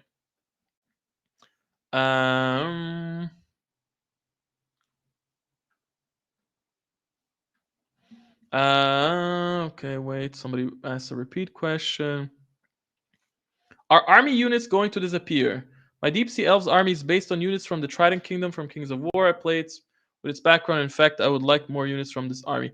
There are no plans for units to disappear. And the rest of Kings of War's armies represented, is this going to disappear? Not 100% sure I understand that part, but again, we have no intention to remove things. Usually what we do, if we are overhauling an army where something is quote unquote removed, it's not usually removed, it's like reimagined, for example. So like technically you could say we removed the horse cavalry from the HDF, but we added the bike cavalry. So it's like, hey, technically was removed, but it wasn't really removed. So you might get something like that where like, okay, maybe right now, I don't know, I'm trying to think about the sea elves. Like imagine maybe right now uh, we have two different types of eel riders. Maybe they would be combined into one unit of eel riders with like different, head options for the eels and different weapon options. I don't know. But again, units are not planned to disappear.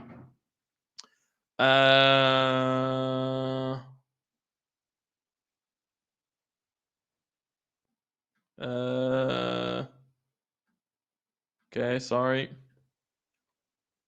Somebody asked, are their buddies just drones? I'm not sure which army you're thinking about. Somebody asked, you guys are making languages for every faction? Yes, we actually have already made languages for every faction, and there's actually also like alphabets ish. That one thing that we did is like at the beginning we made a language for every faction, and then when we made that language, we also designed how names are made, and we created these sort of tables that allow us to create names. So when you go read the short stories or the any of the books, the campaign books, whatever, all of the names there are actually lore accurate. We didn't just say like, whatever, for this short story we come up with a random name for this Ratman hero. It's like, no. That name makes sense within how the Ratman language works, and it's all lore accurate. And as we do the faction books, we're actually showing those off. So, for example, if you have the Duchies of Vinci faction book, there is a page where we posted that chart, and that chart helps you make your own Vinci name. So if you want to name your own heroes, your own characters for your own army, and give them an actual lore accurate name, you actually have a chart to create your own name, and then of course you can go from there and do your thing. Is Deadly too tough to potential on the table in the future? No, it's not there. Any chance of Grimdark 6mm version? I already answered before. Not right now. And that's it. Okay. Woo! Exactly 2 hours and 55 minutes on the dot. Woo, that was a long stream. All right, so lots of stuff coming in 2025. I am looking forward to everything that's coming. I hope that you are as well. I hope you enjoyed the stream. I hope you enjoyed 2024 and everything we got to do with it, and everything we got to release, and everything new that's coming. We have a community survey up right now on our website. Please go there.